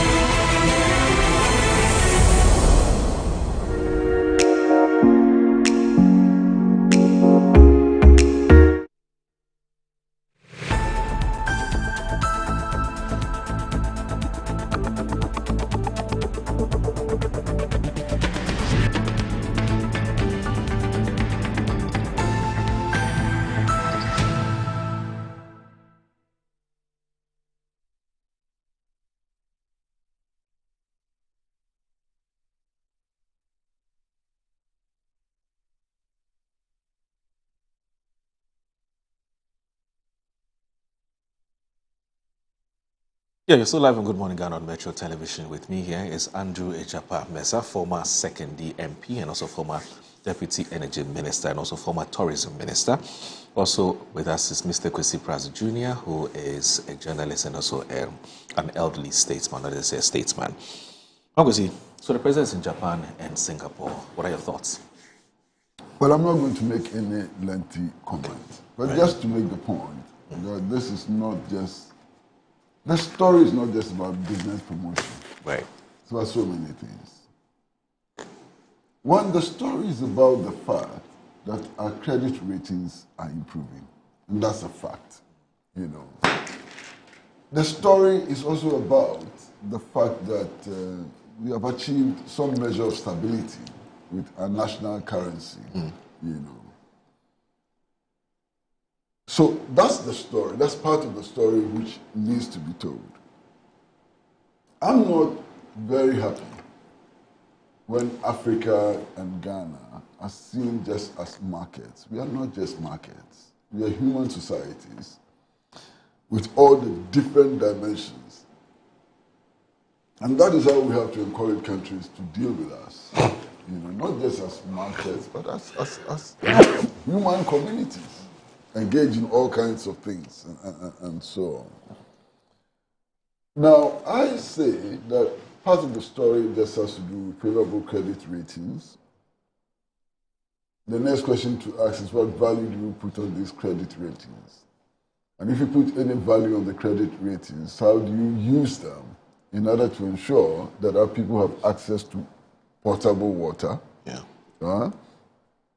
Access to electricity is expanded. There's improvement in healthcare and so on. Those are the substantial questions. Okay? So, in a lot of ways, it's not just about how much so-called investment is coming into the economy, but it's about how that is going to impact on the lives of your people. And I want to have that conversation perhaps at a later stage. You know? I do not want to make a lot of comments on this matter. You know, I mean, yeah, and perhaps just to add, right. my good friend Ijapa raised the question of the 24-hour economy. Yeah. It's not a subject that I've studied in detail. Okay. But at least I do know that the Ports and Harbours Authority has announced that it is starting to operate on a 24-hour basis. We know that is a fact. We know that the DVLA has also announced plans to enable it to operate on a 24-hour basis and so on. So we know that there are a number of institutions which are moving to a 24-hour. There's been the passport office. The passport office and so on. So these are facts, you understand. So I'll end it here. Okay. I'm not so sure whether announcements in themselves are good enough. I haven't heard anybody go to passport processing center at 2 a.m. Unless, of course, you can demonstrate that your media house has gone to passport office at 2 a.m. to go and see people standing there going through the process of acquiring passports. We were told that some DVLA office in Adenta, so you live in Weja, or the 24 hours, no, you live in Sekendi, or you live in Takwa, that part of Ghana is not part of the so-called 24 hour that was promised to all of us. Is that the suggestion? And you see, yes, but you a spokesperson for the NDC or government or something. How does speaking? So let me. What is true? What is the truth? What is the truth? Which one is the truth? What you are saying? I'm saying that. What you're saying is that, let's say you're talking about DVLA. So it has started in Adenta, so there's a problem. It has started. I haven't said so. From your own words. I'm saying that. If it starts from Adenta, the promise, you can move to Sekendi where you come from. So let it get there, and then we can have a conversation. Because as far as I'm concerned, are you not recognizing the fact? Hold on. I haven't gone there to verify. I haven't gone there because I cannot, for the life of me, understand why I have to wake up at 2 a.m. to go for driver's license or to renew my roadworthy certificate. I cannot understand why I should do that. And so let's see, you are the media people, go there and go and find out whether indeed and in fact people are using these services.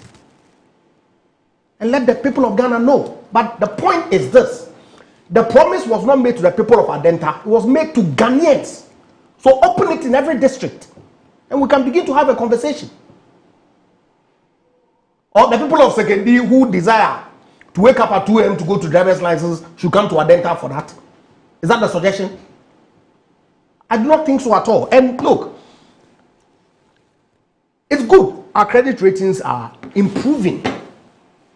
And why not? We got to a point where our economy was challenged. Right? But what is the cause of why our credit ratings are improving? We won't give credit that the debt exchange and all the things that the previous government did. Take off your glasses and I'll show you the data. You can read the Fitch report. Basic search. Ghana's sovereign credit ratings have seen positive revisions by all three major agencies in mid-2025, with Fitch upgrading its foreign currency ratings S&P. These upgrades reflect successful debt restructuring efforts. Fact.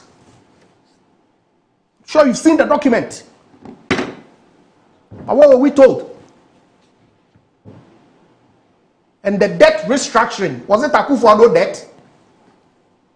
Was Ghana's debt? Was it necessary? Certainly.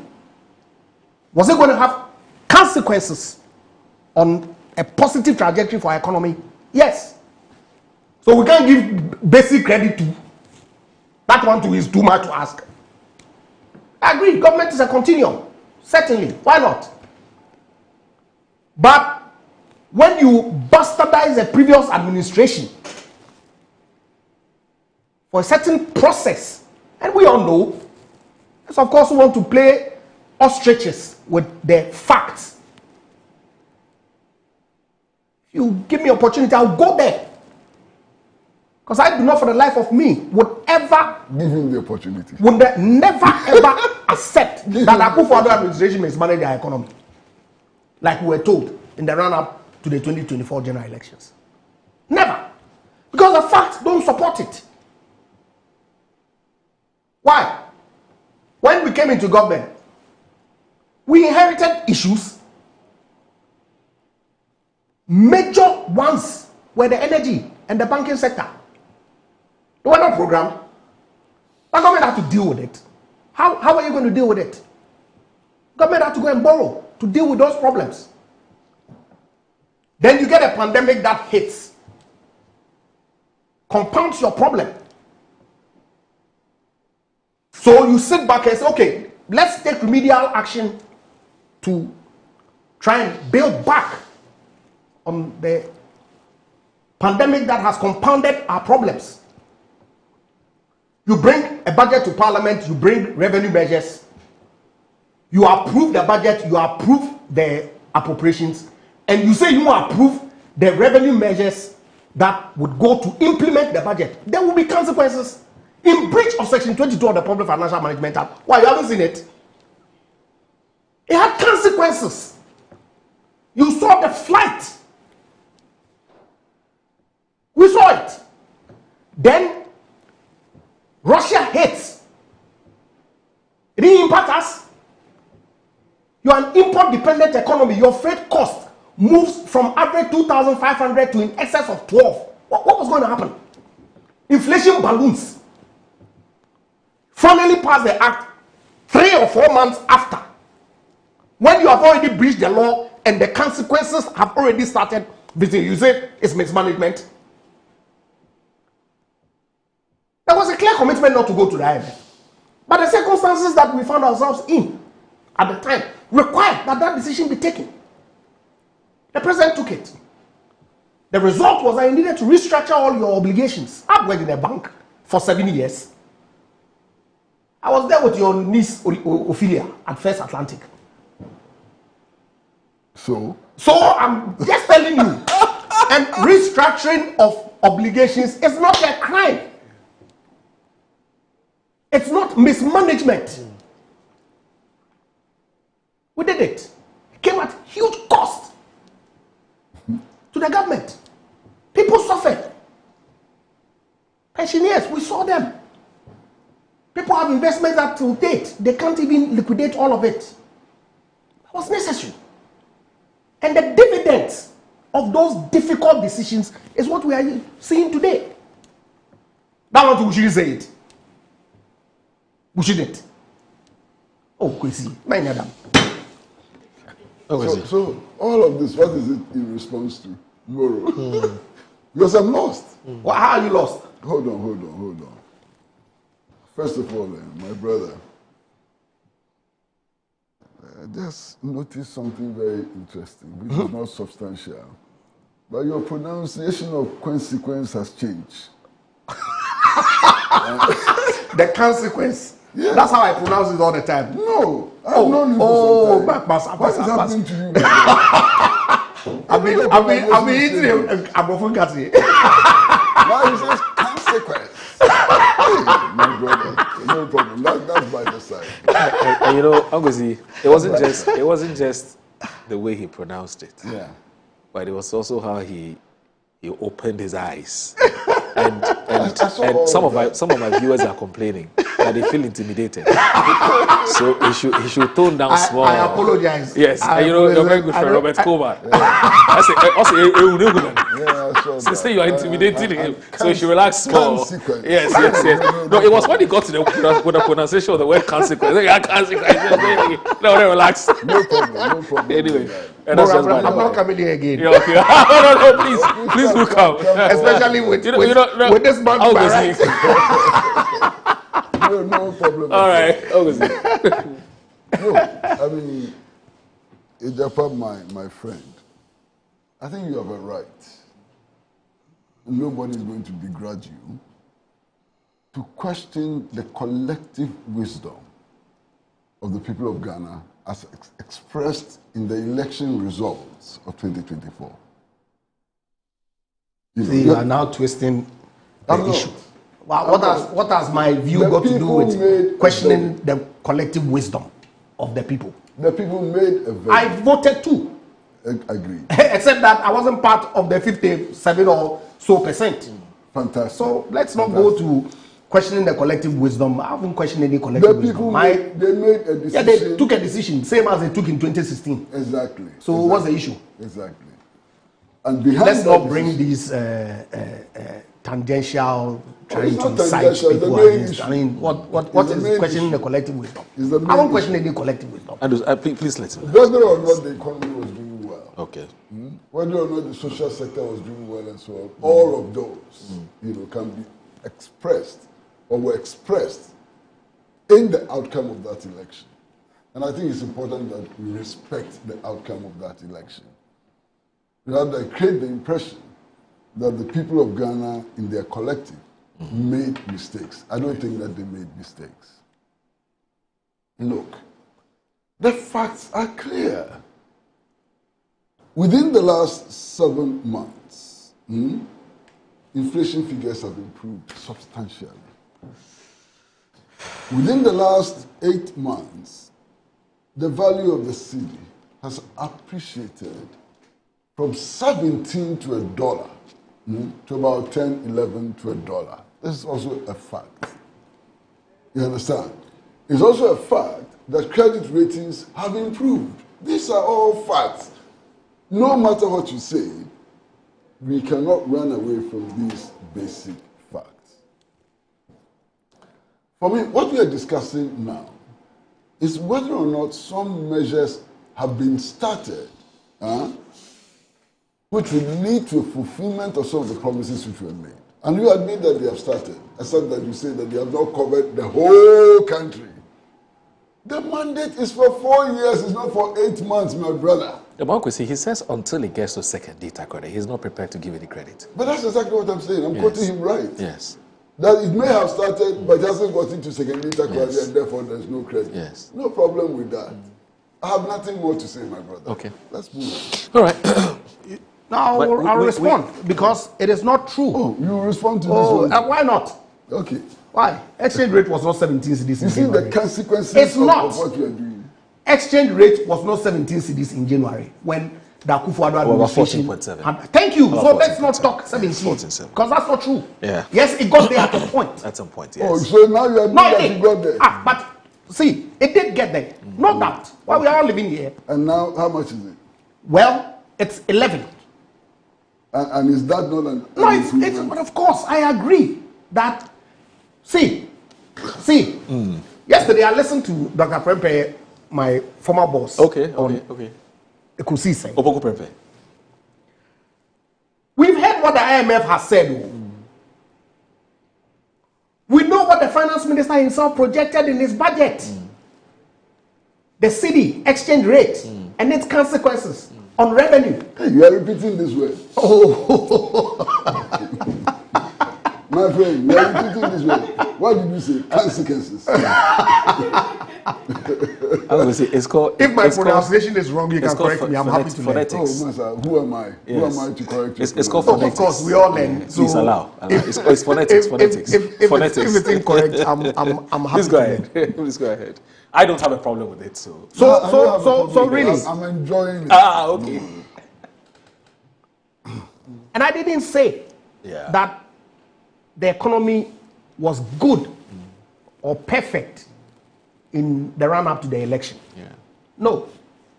I said that we had a challenge that then forced us to go to IMF. Okay. Contrary to what our own position had been all along. Right. But we began to make progress after very difficult decisions had to be taken that impacted people. Of course, they expressed their angst in the election, no doubt. That's why we lost. Okay. But I'm saying that the consequences of those decisions is what we're seeing today. Okay. Let me read this message from Richard. Richard sent a very interesting message. It says that Richard from Accra.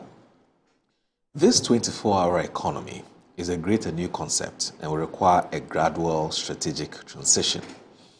Now, certain administrative tasks can be efficiently carried out at night while services like deliveries can continue during the day. If customers are aware that they can pick up essential documents such as driving licenses or passports at 2 a.m., they will take advantage of the convenience, just as they currently do for late-night flights, movies, and entertainment venues. Now, innovative initiatives like this should be encouraged and given the support they need to succeed, rather than being dismissed at the outset. The 24-hour economy has significant benefits for Ghana. That's his opinion. Okay, so there are others, but late night flights related. in Washington D.C. The alternatives are which one? Okay, so let's I want to know. I want to know what are the alternative daytime flights to Washington D.C. You are presenting alternatives to your delegates. Unlike driver's license that I can go and pick between 8 and 5. Andrews and mischief. Anyway, so let's do this. So speaking about options and alternatives. Yes. You see, my boss, when it comes to driving license, yes, it may not be necessary to pick your driving license at 2 a.m. But if the office is working throughout on a 24-hour basis, it may be able to lessen the period of waiting from 3 days to maybe 1.5 days. So it's not just going there to pick it at 2 a.m. or 3 a.m., which is the important factor. It's the speed with which the processes take place because extra hours have been introduced. Not a problem. 2028 shall come. And I wish the NDC government the best. So you said their mandate is for 4 years. Yeah. So I agree. So I wish the government the best. You come to power. Oh, but the grace of God is what will determine who comes to power. Why do you think that God is an MPP card bearer? But he is an NDC card bearer member. He holds you are the one who is talking about the grace of God. But they want in 2024. Your religious views I won't debate you on. So let's leave it there. So don't debate me on mine. This is not religious. Yeah, but when I say grace of God, you say why God is an MPP card bearer member. But the NDC won in 2024. And it was by the grace of God. Certainly. So God. That's my faith. So you let's leave it there. Let's leave it there. When it comes to religion, I don't want us to go on that any discussion at all. Yeah. You keep yours, I keep mine. I don't know. But mine is Christianity, and let's leave it there. Yeah. Uncle Kwesi. And you think mine is Akunedi? I don't know. So if you tell me raising this issue? But I haven't raised any issue. I've heard you. The statements that you made on the church and all that in your initial comment, I don't want to go. That's why I didn't even comment. Please. So it's okay. Let's leave it. That's not the subject that we came here to discuss. Is it not factual? When we finish, we can talk about it. No, right here. Is it not factual? Which one? You have raised it. I haven't read it. I don't know. You don't know about the existence of the paper blue? I have not read it. I don't know.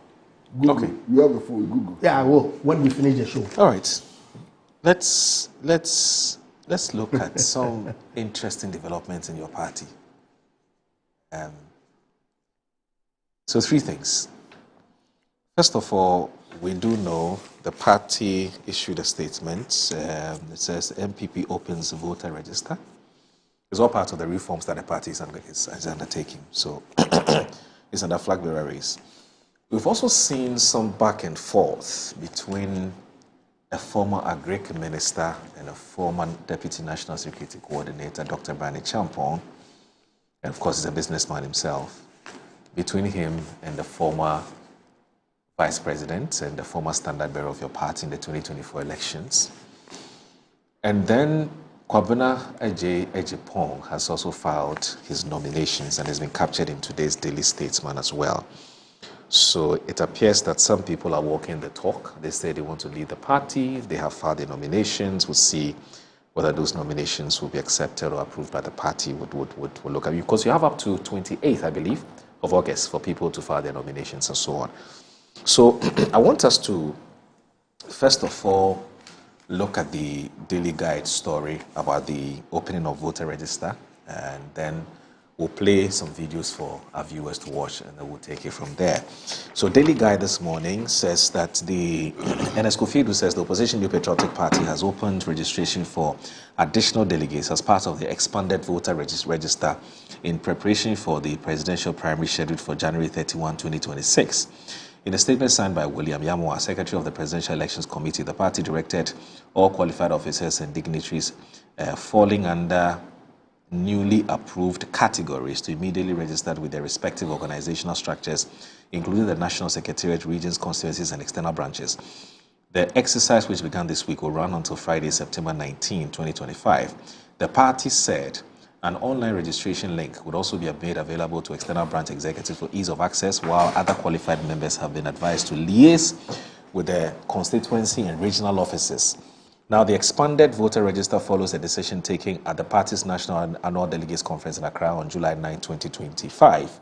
The new categories of voters include all former regional and constituency executives, members of the National Council of Elders, 30 members of the National Council of Patrons, all past national officers, as well as external branch executives and their predecessors. Also added are TESCOM presidents from recognized tertiary institutions, the National TESCOM Coordinator, Regional Coordinator, and designated TESCOM patron. You know, this matter was very contentious in the past, this TESCOM matter. Anyway, in addition, former MPP card-bearing members of Parliament, parliamentary candidates, ministers, deputy ministers, and metropolitan municipal and district chief executives are now eligible to participate. 10 members each from regional councils of elders and patrons, and 5 members each from constituency councils of elders and patrons will also be included. According to the party, the Presidential Elections Committee will undertake a thorough verification validation of the updated register to ensure authenticity and credibility before the elections. Now, that's just one aspect of the MPP conversation we intend to have. But, right, if the videos are ready, please, let's watch these videos again, and then I'll come back and read another story. To bleed over the trajectory of our beloved country. That is why I believe there is a compelling need to usher in a new dawn, a new era, where Ghana is re-engineered back to prosperity. My big plan is about the creation of wealth. A Ghana where every citizen, his property, especially land, is utilized to unlock capital and create personal wealth to facilitate access to quality education, healthcare, and other opportunities. Unfortunately, from time immemorial, communities have been displaced and their lands appropriated without fair compensation. Ghanaian landowners have been sidelined in decisions that affect their own ancestral lands. Our youth have watched as their futures destroyed by mining operations that promise prosperity but have delivered contaminated farmlands, polluted water bodies, and a damaged environment. Nearly 7 decades of lost opportunities, and with it, broken trust, which has rather put money in the hands of foreign interests, corrupt politicians and their cronies. These failures did not start with the Fourth Republic. They are rooted in colonial legacies and post-independence mistakes. The continued neglect of the interests and the voices of those most impacted by Galamsey remains an existential threat to our national security. Recognizing this historical wrong is not enough. Today, I, Kwabena Ejay Ejapong, lead the demand for Ghanaian leaders to embrace this duty. My campaign apologizes to every family whose land has been taken without their consent and or appropriate compensation. To every youth whose dreams have been buried beneath investigations and dust. To every chief, queen mother, community leader whose stewardship is still ignored. To every citizen who asked for justice and was met with silence. My heart continues to bleed over the trajectory of our beloved country. That is why I believe there is a compelling need to usher in a new dawn, a new era, where Ghana is re-engineered back to prosperity. My big plan is about the creation of wealth. A Ghana where every citizen, his property, especially land, is utilized. My heart continues to bleed over the trajectory of our beloved country. My heart continues to bleed over the trajectory of our beloved country.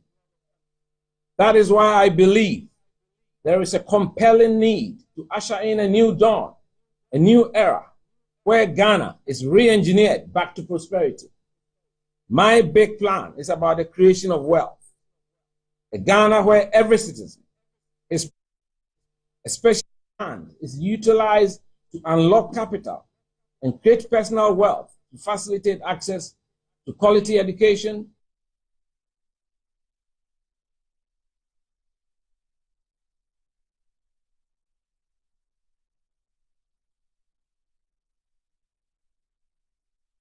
All right. So I mentioned three things. I said we'll talk about the back and forth between Dr. Brani Champong and Dr. Mahmoud Bawumia. We'll talk about the opening of the register to bring in former party officers and former appointees of the government. And also we'll look at the Kwabena Agyapong bit. He's filed his nominations, and so you saw that video. So you look at today's daily statement. So we'll also play you the Dr. Brani Champong and Dr. Mahmoud Bawumia's video very soon. But page 2 of today's statement, it says that Kwabena Agyapong files nomination for MPP flag bearership. But it says an MP flag bearer hopeful Engineer Kwabena Agyapong has called for a radical shift in Ghana's governance approach, emphasizing the need to put the nation on a war footing to tackle its pressing socio-economic challenges. Mr. Agyapong, who served as press secretary to President John Ejekon Kufuor between 2001 and 2006, made the declaration yesterday during the submission of his nomination forms to contest the party's upcoming presidential primaries. He described the occasion as both a personal milestone and a critical turning point in Ghana's democratic journey. Now, this moment is more than a personal aspiration. It is a reaffirmation of my unwavering commitment to the values and principles that anchor the foundation of the MPP values that must necessarily lead us into a new era of renewal and hope, he stated.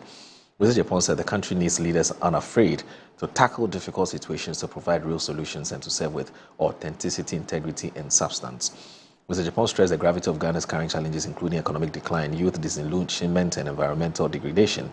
He urged Ghanaians to adopt a mindset of hard work, discipline, and meritocracy in order to reposition the country for prosperity. We must put the nation on a war footing, rolling our sleeves, restoring the culture of hard work, meritocracy, let me just put that away, and professionalism back to the workplace and the society in general. According to him, nearly 7 decades after independence, the dividends of democracy have not matched the sacrifice of ordinary Ghanaians. Instead, he bemoaned the nation was burdened with poor sanitation, illegal mining, high unemployment, chaotic slum settlement, and a court system saturated with land conflict. Now, there's also a statement which was issued by Dr. Brani Champong yesterday. And Bright, please put it up. I want us to look at that statement before we would get on with the so the Inquisitor today says MPP flag bearership raised brand brags after running from tribal bigotry shadows. And to that story, it's also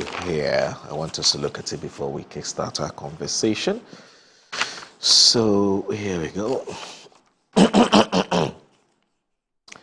I was looking at the story just a few minutes ago. Okay, good. Now, Dr. Brani Champong, one of the flag bearer aspirants of the New Patriotic Party, eyeing to lead the party in 2028, is losing ground with how he is running his campaign. After he was heavily bruised with tribal bigotry, he has switched to bragging about how financially supported the 2024 presidential candidate of the MP, Dr. Mahmoud Bawumia. In a video circulating on various social media platforms, Dr. Champong claimed that he was more or less the biggest financier of Dr. Mahmoud Bawumia's campaign 2024. Now popularly called Kwewu Bill Gate, he said that he and Dr. Bawumia have records of his support and that Dr. Mahmoud Bawumia knows what he did for him in 2024. He went further to say that he has indeed supported the MPP financially and that he will speak about those supports anytime he's asked about them. And then I'll end with this, Andrew, before I bring you in. I'm talking about his statement. Now, the statement here reads that it says a call to unity and discipline in our internal context. Brani Champong, Tuesday, 26 August 2025, which was yesterday. In this moment of internal contest, I'm reminded that the strength of our great party, the MPP, has never come from division. It has always come from discipline, dignity, and unity. Yes, I have come under a barrage of attacks. Falsehood have been spread about me.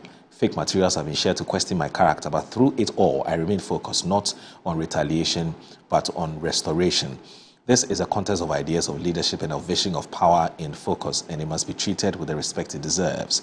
I respectfully call on all who support me to refrain from intemperate language, personal attacks, and the circulation of false materials. Let us not mirror the tactics we seek to rise above.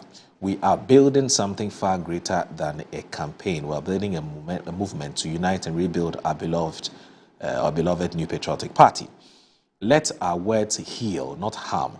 Let our actions inspire, not inflame. Let our conduct reflect the future we are determined to lead. Together we unite, together we rebuild. And signed, Dr. Barney Champon, Member of Parliament, Abetifi Constituency, Presidential Hopeful, New Patriotic Party, NPP. So that's a statement he issued yesterday. Now, we're still waiting to play that video. But whilst at it, Andrews, what's happening in your party?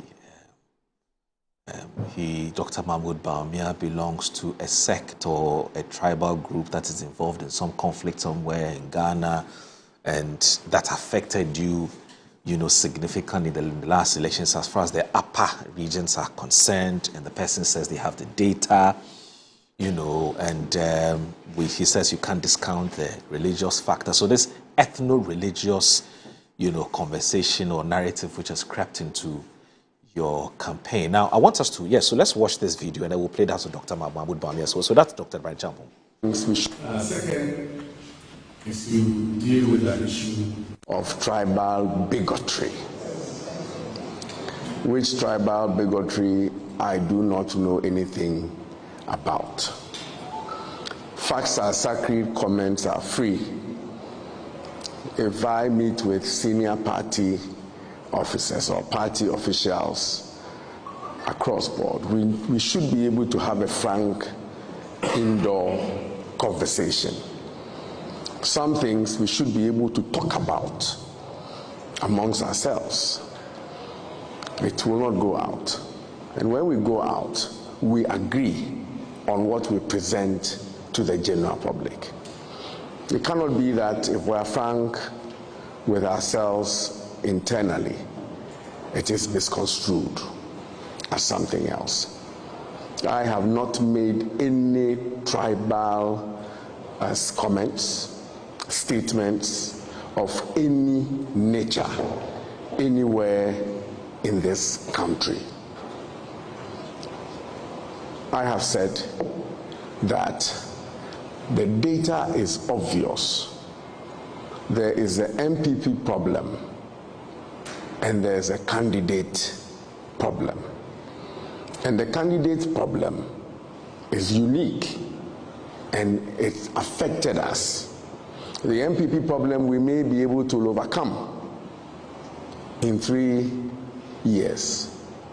We need to see if we can overcome the candidate problem in 3 years.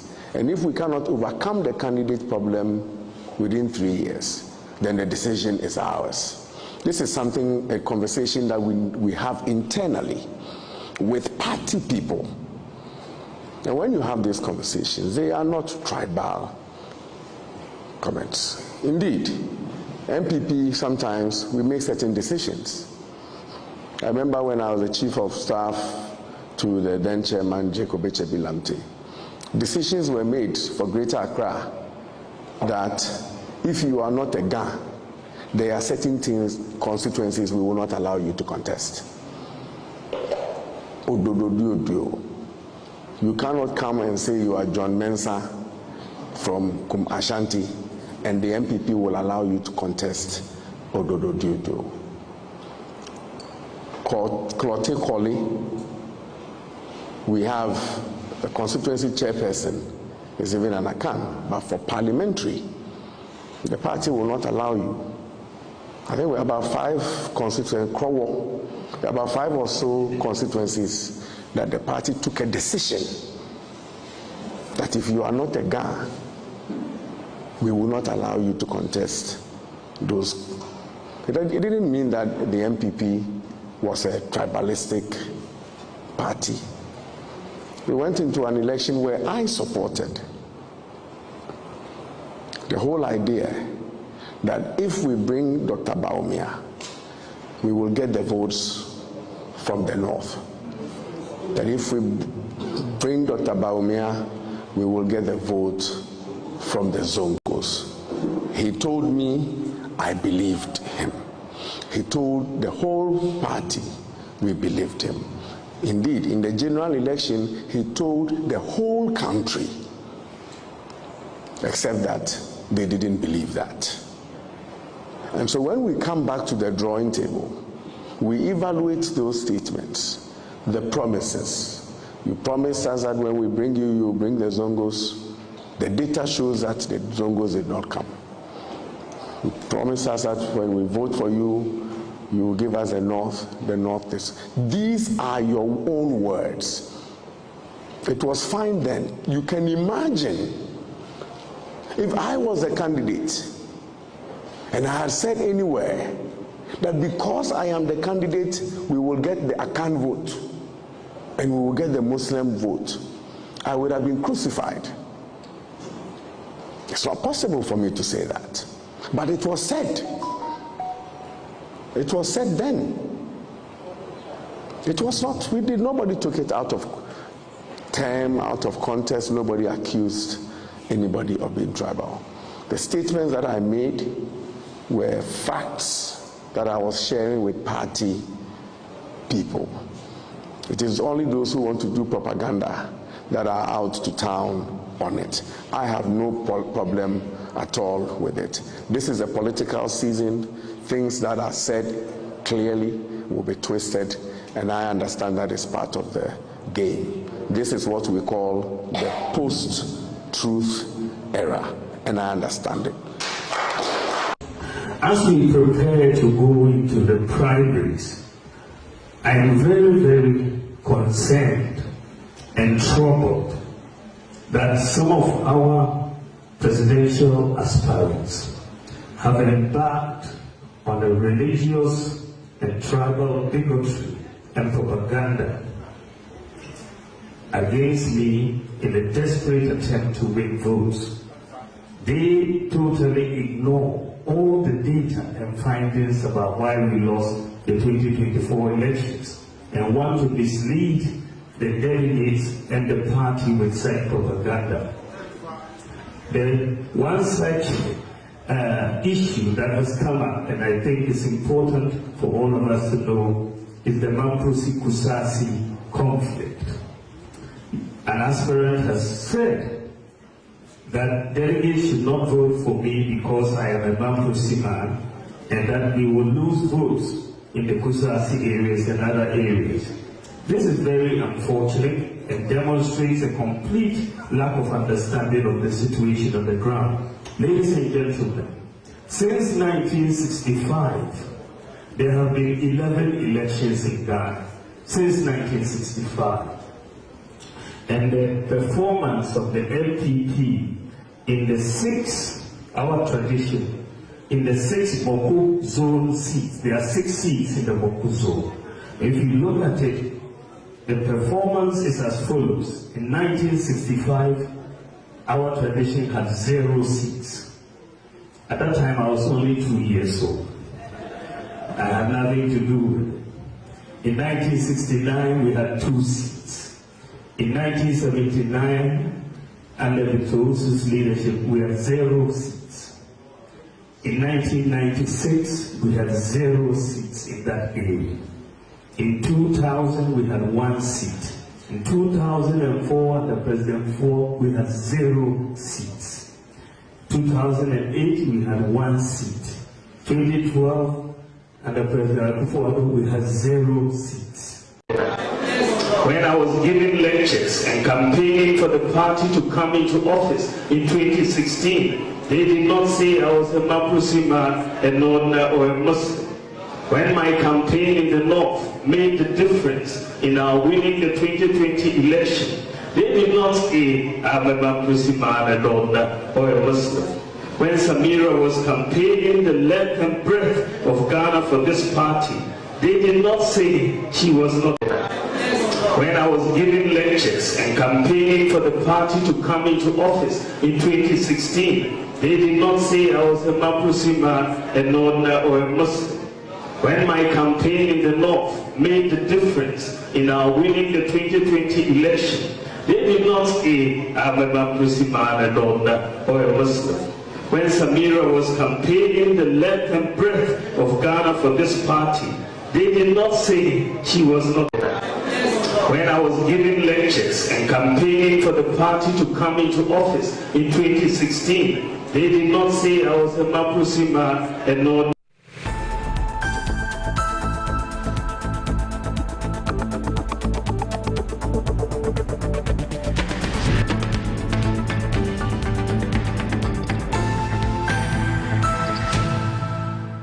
Here at Mycom JA Limited to show you the Promethean Active Panel, the ultimate tool for corporate institutions, hospitals, schools, and your home. With its crystal clear 4K display and an unbreakable screen with an ultra responsive touch technology, this isn't just a screen, it's a game changer. For corporate institutions and in schools, this active panel can be used for Zoom meetings and PowerPoint presentations. And oh, your homes are not left behind. You can use it to watch all your favorite programs by just connecting to a Fire Stick, and you can get access to channels like Netflix and Amazon, and voila, you are in there. At Mycom JA Limited, we provide you with the best quality products from the United States of America with 1-year warranty. You can get an active panel at a discounted price of 18,000 Ghana cedi only, and it comes with a Fire Stick, a webcam, and a micro system. You can locate us at Chado Container behind the Trade Fair. Visit Mycom JA Limited today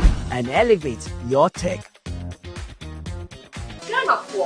Me chechi woni nara me din e de baby da pa me di ade sonko kra na ebremo nya ode to aduane mu ama waduane e de pa na me de bremo eno any some spices de e mu wa wo bebre o various flavors ubenya e yakko ubenya nempie ye di ku jollof mu ma emu ye de ubenya ye di ku nkwan ye di ku froye mu ho na ko pebito na ema waduane enye de wonye minia ye nkon konko tie nyankofo eka autant de communication, we all enjoy Oduba, that Samu spices. One in the essence, no fight. I'm going to get it. Samu spices in a Sabi, Daddy so Samu spices, Moon Samu. Samu spices, Yama chicken. Samu spices. In Sanaka in Kitwa, measure 10 grams. Your chicken, spaghetti, garlic and ginger, stew, can jollof, any flavors. Alpha bebre. Samu spices. Yes, Saka. MGL Logistics and Supply is your trusted partner, providing seamless solutions for all your procurement needs. From sourcing products to managing imports and exports, we ensure smooth and efficient transactions every step of the way. Whether you require goods from across the globe or need assistance in exporting your products to international markets, we got you covered. General trading is at the heart of our expertise. We specialize in a wide range of products, catering to various industries and markets. As a trusted dealership in building materials, we provide high-quality products that meet the demands of our construction projects. Additionally, we act as manufacturers' representatives, connecting producers with distributors. Our expertise in logistics is the backbone of our operations. We plan and execute transportation and delivery of goods, ensuring they reach their destination on time and in optimal condition. MGO Logistics and Supply, guaranteed satisfaction. In my line of work, a confident smile is everything. Kale Charcoal Toothpaste keeps me on top of my game and ensures my smile is always radiant and bright. With the tiring nature of my job, we spend several hours under the scorching sun. To keep our teeth white and our breath fresh all the time, we use none other than Kale Charcoal Toothpaste. Kale Charcoal Toothpaste. You're on a Kessie and in a kit one. Samayo kendini ehu behia se metwa sapapadia to ama me manfo Kale Charcoal's natural ingredients eno ene bom se ho ban e ma ne sren ne sanso mama hotoso e wo bedwam. Kale Charcoal Toothpaste. Choose Kale Charcoal Toothpaste for anti-cavity, whiter teeth and fresher breath all day. Available in 80 gram and 150 gram. Grab yours today. Kale, happy smile. This advert is FDA approved. Welcome to Breaboth Palm, Ayumensa gated community. Nestled between the vibrant city of Accra and the breathtaking Ebri Mountains lies a serene gated community. Here, you'll find litigation-free, fully serviced demarcated plots to build your dream house in a gated community surrounded by lush greenery and the calming beauty of nature, perfect canvas for your dream home you want to build. With well-tarred roads, a reliable drainage system, electricity and water, fully serviced plots are ready for your vision. Enjoy exclusive amenities like a swimming pool, tennis and basketball courts, all within the comfort of your community. Start your mornings with peaceful walks or energizing jogs under the shade of palm trees and stunning views of the Peduase Ebri Mountains and city skyline. Starting from 450,000 Ghana cedis and a flexible payment plan, visit www.reabothpropertiesgh.com to make inquiries. Call or WhatsApp us on 020-682-3524, 055-375-1933, or 024-476-4499. Rehoboth Properties, quality housing for all.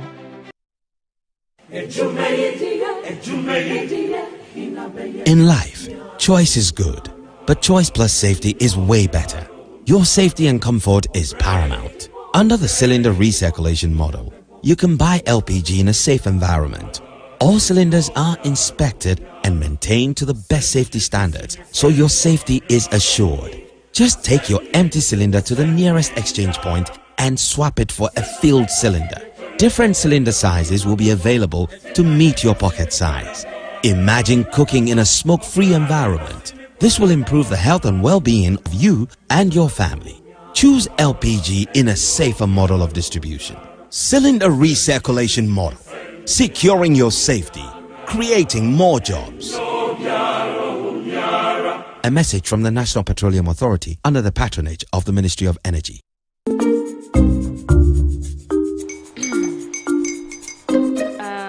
Kwame and his uncle are almost here. Wait a minute. This one too, your friend Kwame. Wait, Kwame.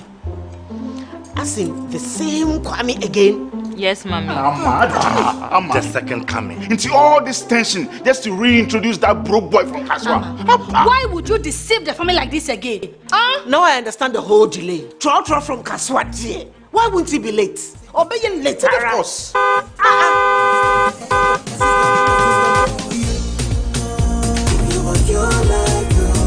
Star 712 hush, star 712 hush. You go feel the luckiest. Go feel from to jet be luckiest. From not the cause she be luckiest. Me and you go feel be luckiest. No matter why you're luckiest. Everybody go be the luckiest. That's Kwame! Send your God down for boom. If you put it that way, so would the coming of the Son of Man be. Hey! Is that his car? Everywhere. Dial star 712 hash. Choose your ticket. Enter your lucky number. Follow the prompt and let destiny handle the rest. This promotion is regulated by the NLA on the Caritas platform.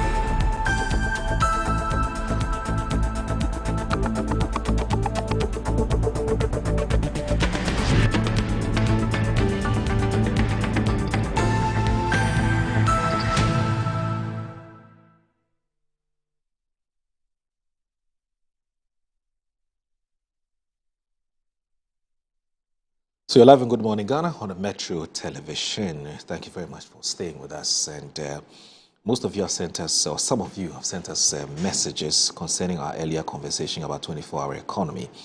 So this one here says that Makojo Boafo is a regular viewer of the show from the United States of America. He says that a 24-hour economy is a system where businesses, services, and production operate continuously around the clock, rather than being limited to traditional daytime hours. This continuous operation is driven by factors like technology, globalization, and consumer demand, emphasis mine, and aims to increase productivity, reduce unemployment, and stimulate economic growth by offering services and opportunities at all hours. Now, key aspects include businesses in extending their hours, the creation of new nighttime services, and the implementation of three-shift work systems to maximize output and job creation. It says you can't provide a service to people who do not need them. That will be a waste of resources. And master planner, all my fans keke. Also trust to Andrew.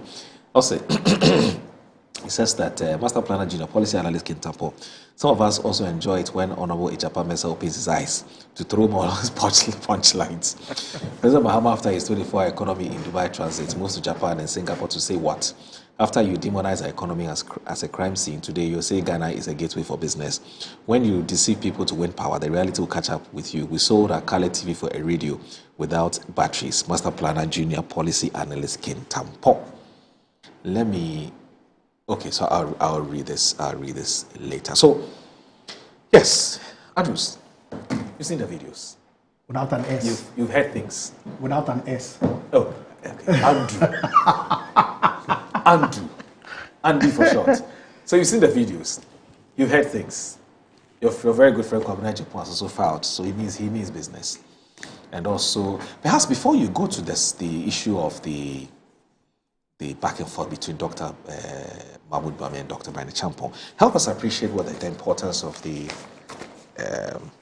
opening of the delegates book to include former appointees and so on. Well, I suspect that is to ensure that the list that is generated from previous executives all the way from 1996 or 1992, it's entirely possible that some would be deceased. Okay. And so, in order to enable you validate that these persons are actually alive, okay, it's important for you to build a register. Okay, so that may have informed the decision to open the register for people to then submit their data to take away the potential of ghosts in the register. But then I think it's a good call. The National Conference's decision was clear. We're working towards universal, if you like, party membership, participating in the decision making of who leads our party, both parliamentary and presidential level.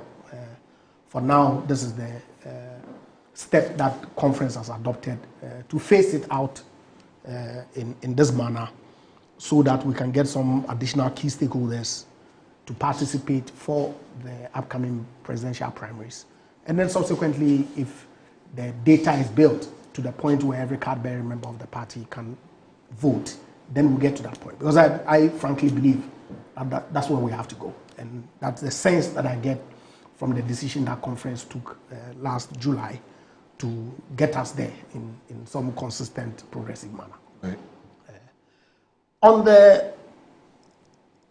Of course, I mean, it's very important that I declared my stance right from the very beginning. I think that all the people who have picked nomination forms are qualified. They've contributed to the growth and development of the party in diverse ways. They believe in their own personal capacity, that they have what it takes to lead a party. And so they have picked nomination forms. Yesterday we were told my senior brother, Kwabena, engineer, filed. I've seen some adverts of my senior Santa Clausia, Kennedy Japan, Akumprepo. Apparently he's filing today. Filing this morning, I believe. And I saw adverts of my brother and friend, Brian, also filing this afternoon at 4. Okay. His Excellency Dr. Mahmoud. Interestingly, that's Dr. Brian Champo, Dr. Bani, and the wife. Yeah. Yeah. Okay. Dr. Mahmoud Baumia has indicated that he is going to file his tomorrow morning at 8, which is the closing day for the filing of the nominations. My support, which I haven't hidden, is for Dr. Mahmoud Baumia. My reasons are very, very simple. I believed in 2023 the vision that he outlined, his persona, his competencies, because I've worked with him quite closely when I was at the Ministry of Energy as Deputy Minister to my big brother and friend, my boss, Dr. Matthew Opoku Prempeh, and subsequently as Minister for Tourism, Arts and Culture. Worked very closely with him. His approach to resolving issues, something that I admire. Of course, we went into the 2024 election with him as our flag bearer. we all had expectations, okay, of what it is that the party stood for, and our request to Ghanaians to continue with the MPP's mandate into this new term. A greater majority of our people disagreed with us and voted for the NDC instead. The party has, as a result, gone out to do extensive research to determine what factors accounted for our loss in 2024. Adnan Foundation, I believe, has done some work. The Michael Kui Committee itself has done some work. Even though the report hasn't been made public, and indeed the Parliamentary Caucus also did some work. Honorable Chairman Sabonsu, Ashanti Region also did some work. Even though the Michael Kui report has not been made public in its entirety, the General Secretary has graciously provided some highlights of the findings of the committee. In all of it, I don't think that it's been established that the reason for our loss was as a result of the candidature of Dr. Mahmoud Bawumia. Many factors, key amongst them being the economic issues that this country had gone through, the challenges that we had encountered under the Akufo-Addo administration. And so the values, the principles, what I saw in him in 2023 that made me support him, as far as I'm concerned, hasn't changed. He's the same Dr. Mahmoud Bawumia with a calm temperament, focused on delivering solutions to the problems of our country. And so that's the reason why I have not shifted, but I'm keeping my support where it belongs with Dr. Mahmoud Bawumia. I believe that the good people of this country, when they sit back, reflect, appreciate all the issues and the new vision that he outlined, if by the grace of God he comes out victorious in the January 31st primaries, we'll give him a chance in 2028 to lead our country. And so that's it. Okay. But on the issue of the back and forth, I think it's expected. This is not the first time that we are having parliamentary primaries. Indeed, the most recent one, 2023, the two front runners, my senior Santa, Kenny Japan, and Dr. Mahmoud Bawumia, it became quite rancorous at some point. People were passionate in the delivery of their positions. Ultimately, calm prevailed, even though there were some carryover into the December election, obviously because of the time, if you like. Now that we have an opportunity to do our primaries early, I believe is the reason why the National Council itself elected to get the primaries out of the way, so we'll have much more longer time to deal with all the rancor that are usually associated with our internal politicking, so that we can put together a united front into election 2028. And so these issues, unfortunate as they are, it's come to be associated with our politicking. You can go back to even as far back as the Eduboahene era. Maybe it wasn't deep-seated. I recall President Kufuor's time, Akufo-Addo, all these matters came up.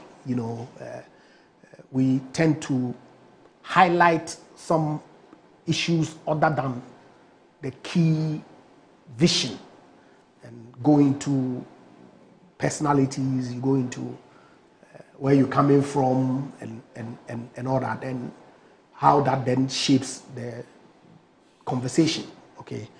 And so it's good that consistently Dr. Mahmoud Bawumia has called for us to focus on issues rather than personalities, tribes, religion, because we are a unitary country, okay? Prior to independence, we didn't know Ghana, where an amalgamation of the Northern Territories, Ashanti, Fanti, and Transvolta Togoland that came together, a melting pot that is shaping a common vision, a common destiny for all of us. And so some of these nuances of where you're coming from really shouldn't be highlighted, to the level that we're seeing in our internal elections, even in general elections. I sincerely believe that we'll get over it with time. And so it's refreshing to read the statement that you just read, that my good friend Brian himself has also re-echoed the need for supporters to desist from intemperate language and to focus on the issues. I believe that Honorable Kenneth Japan, who is also a key front runner, if he hasn't already done it, I haven't seen it, would also, put out a statement or reflect that through his statements for all of us. So we are one MPP. We are not enemies. We belong to the same flock. This is only an internal election that is intended to enable us select our flag bearer.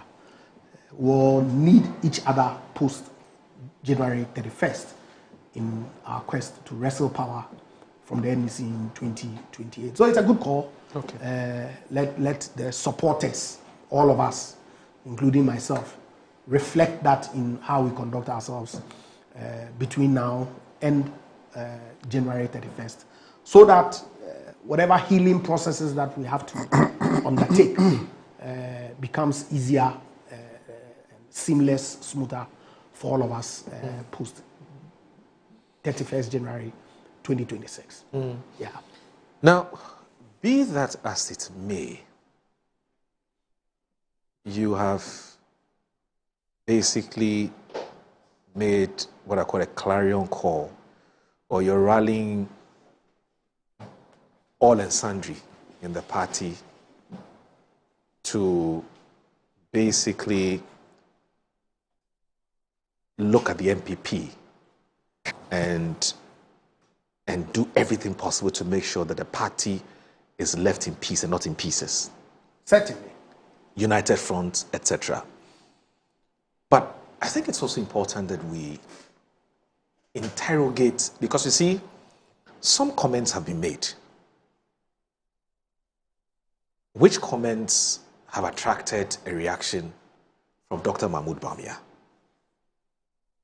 As far as I'm concerned, sitting here, these comments have not been withdrawn. Okay? So, and some people have consumed this information and may inform their choice in terms of who leads them or who does not. So, in as much as I get it, if you say, look,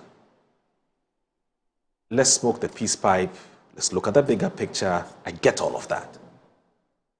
But the matter is still an issue. Dr. Brene Champon says there is a government problem, and you have alluded to that. And then there is a candidate problem. The government problem, in his view, can be dealt with over time because of a very popular saying that you have been, a popular statement you've been making. You know, you attribute it to the president Mohammed, so Ghanaians have short memories. But the candidate's problem, according to Dr. Brene Champon, it's not something you can wish away. Well, he needs to show us the data. Very well. He says Dr. Mahmoud Bawumia is Mamprusi. Mm-hmm. Mamprusis don't see eye to eye with Kusasis. In fact, now we're even told they don't see eye to eye with Gonjes. Mm-hmm. Something that came up just June. This year, the president himself has had to go to Savannah and called for peace and to reign and so on. So he says that if you vote for Dr. Mahmoud Bawumia, your performance, especially in the upper regions, more specifically Upper East region, and everywhere a Kusasi person lives in this country, We don't know the numbers. We don't have the numbers. They will not, and their entire family will not vote for Dr. Mahmoud Bawumia. You certainly do not want to present a candidate like that to Ghanaians in 2028 because you're already coming up with a party government. You're talking about first term, so you need a candidate who has less issues to deal with. What do you make of this claim or assertion? He needs to show us the data. Okay. Okay, because I'm not so sure that the data supports it. This assertion that Dr. Bawumia's ethnicity played a role in the outcome of the election. Right. I hate to use the phrase, we lost the election by 1.7 million votes. NDC won by that margin. I'm not so sure whether that necessarily means the NPP lost by that margin, if you get what I mean. I get it. If you it's look a at half glass full, half glass empty kind of argument. Yeah, I get it. Yeah. So if you look at that and you ask yourself that, assuming that there was a candidate problem, is it a suggestion that the Mamprusi, the Kusasis are 1.7 million, and as a result, they're not voting for Dr. Mahmoud Bawumia is the reason why we lost the election? It certainly cannot be the case. Okay, in any event, I've seen some data that clearly shows that Dr. Mahmoud Bawumia garnered some votes in the Boku enclave. Yes, it was a reduction from what we garnered in 2020 under His Excellency Nana Addo Dankwa Akufo-Addo. But that is the case across the country. In the Greater Accra region, in the Ashanti region, almost 740 or so odd thousand people just did not go to the polls. Greater Accra region, we're talking in the region of some 500,000 plus. Western region, everywhere across the country, the MPP vote of 2020 significantly reduced, except in the Upper East, I believe, region where we appreciated by a margin. And we've done some work.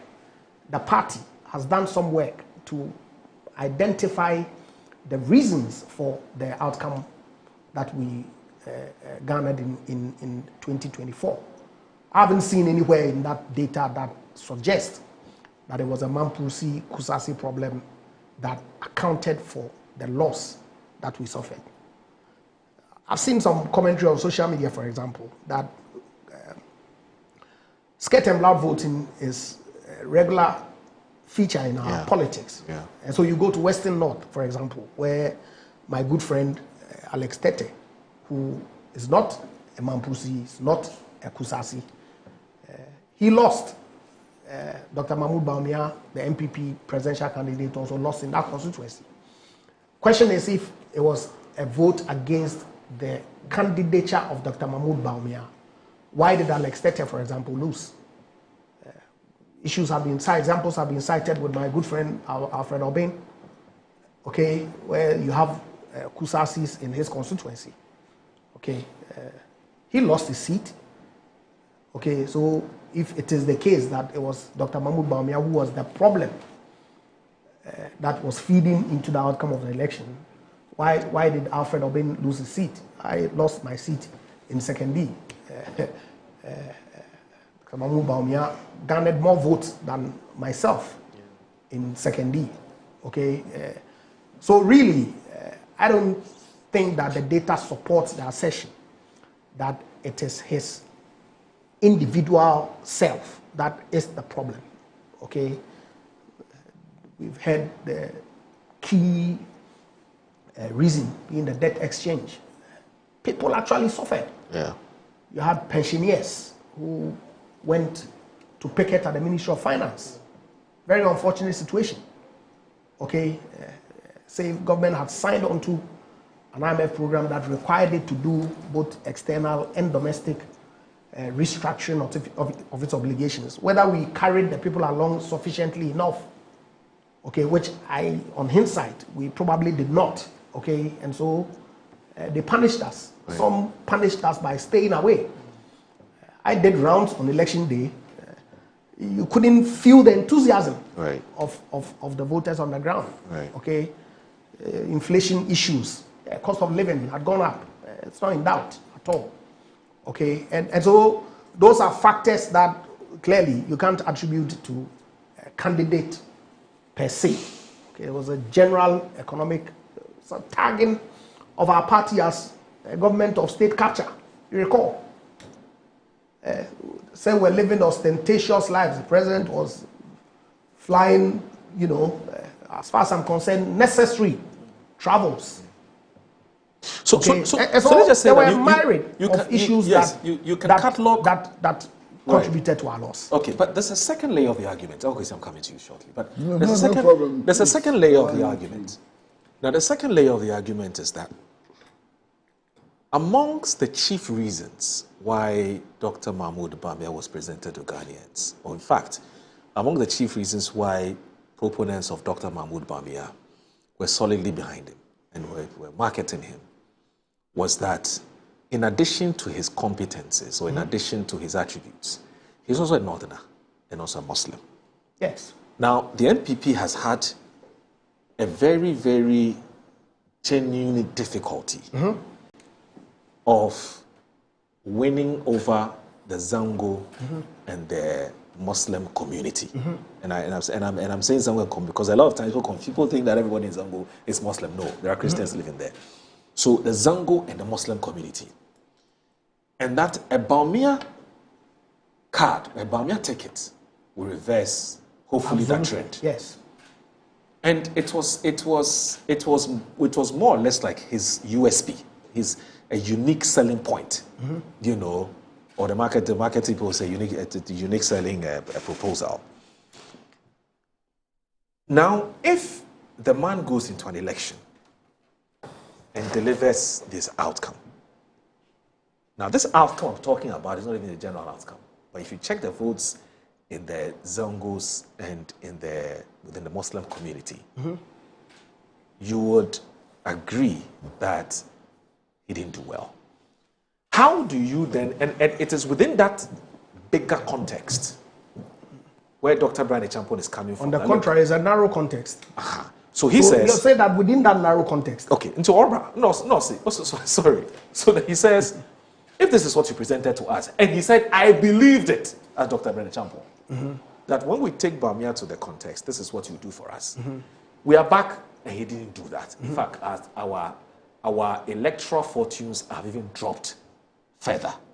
So as far as he's concerned, did the MPP go or did the MPP come? So the whole argument about his northern candidature and the electoral benefits, so that for him it's a non. In fact, he says in the last elections, this is what he did. How do you respond to that?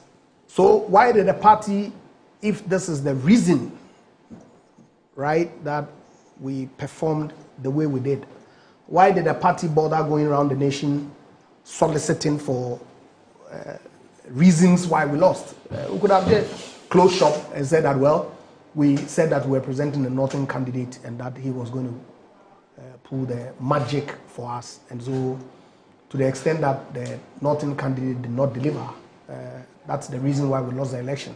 So let's focus and change our candidate to a southern candidate, and that will bring the magic. But that's all what happened.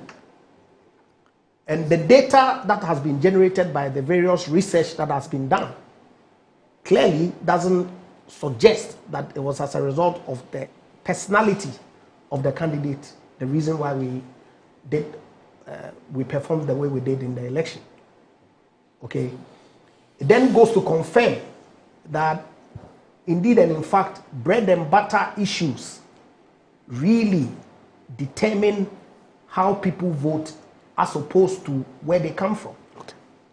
Okay, so for me, that argument really is neither here nor there. Look, I don't want to personalize some of these things, okay, because like I said, it's an internal contest.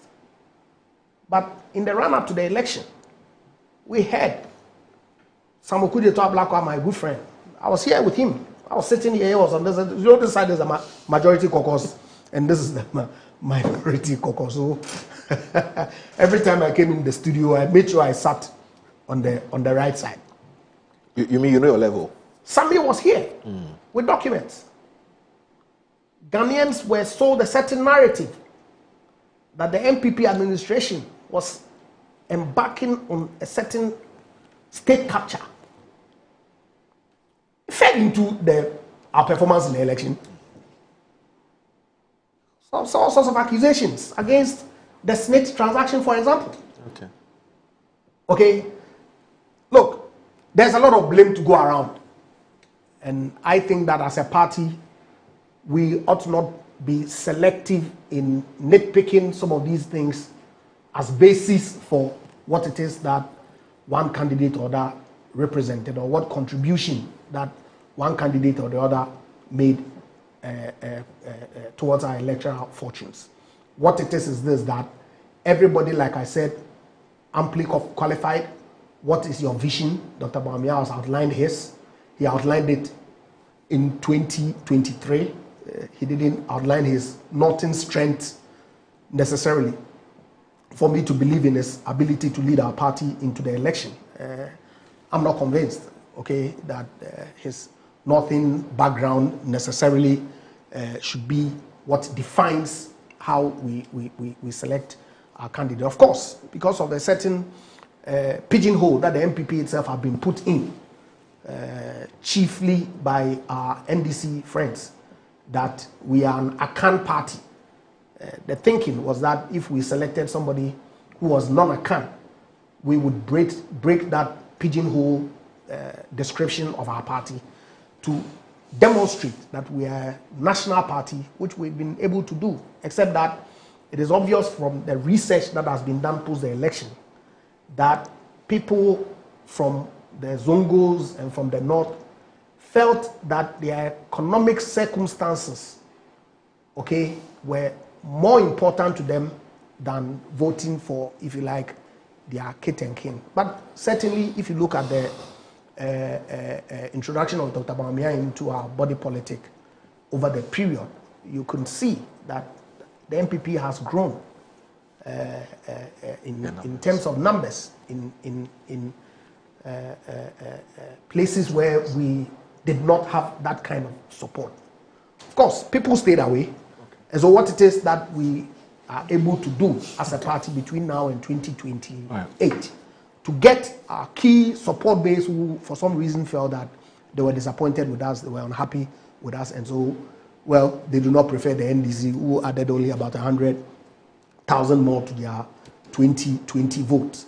And so stayed away to punish us, come out fully to support us in 2028. That's what I think we need to focus on, that, not this tribalism and tribal sentiments that we are pushing. I've heard some argue that, well, all the candidates have touted their, if you like, ethnic or religious background, some way, somehow, as basis for appealing for votes. Appealing for votes. Well, maybe, and so we need to relook going forward whether that in itself should continue. And if it shouldn't, as an evolving democracy, as an evolving community, how we, change some of these things so that we can articulate our oneness as a people in subsequent election should be the focus. Well, I mean, certainly I'm not hearing the things that I want to hear. You understand? What I want to hear in this contest for power, whether it's intra-party or inter-party or whatever it is what is it that we are going to do in order for the people of Ghana to own their resources and to exploit these resources for their benefit. Sure. I want to see what is it that we can do in order for all of us to think Ghanaian rather than Mamprusi and Catholic and Akunedi and so on. I'm not hearing that. I'm not hearing that. What I'm hearing is very disturbing. Whose campaign is more ethnic than the other and so on. And it's really worrying, This country is beset with numerous problems. And we want to find solutions to the concrete problems that confront us. I mean, unemployment is a reality. What is it that can be done in order to eliminate or minimize the unemployment problem and so on? That's what I want to hear. I'm not hearing that, you know.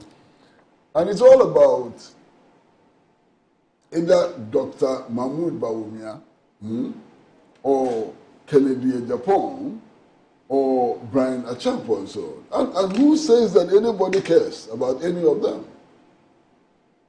The only extent to which people may care about them is seeing them as instruments for change, instruments for improvement of conditions of life and so on. But as individuals, they're like everybody else. Why? What about Dr. Bawumia? His doctorate in economics, is he the only one who has it? His age, is he the only one who has it? What about Brian Achampo? I mean, what is extraordinary about all of this? Nothing. You understand? Yeah. So this whole battle, which is seen as Brian Achampo versus Bawumia and so on, it's needless. It has no relevance to our lives.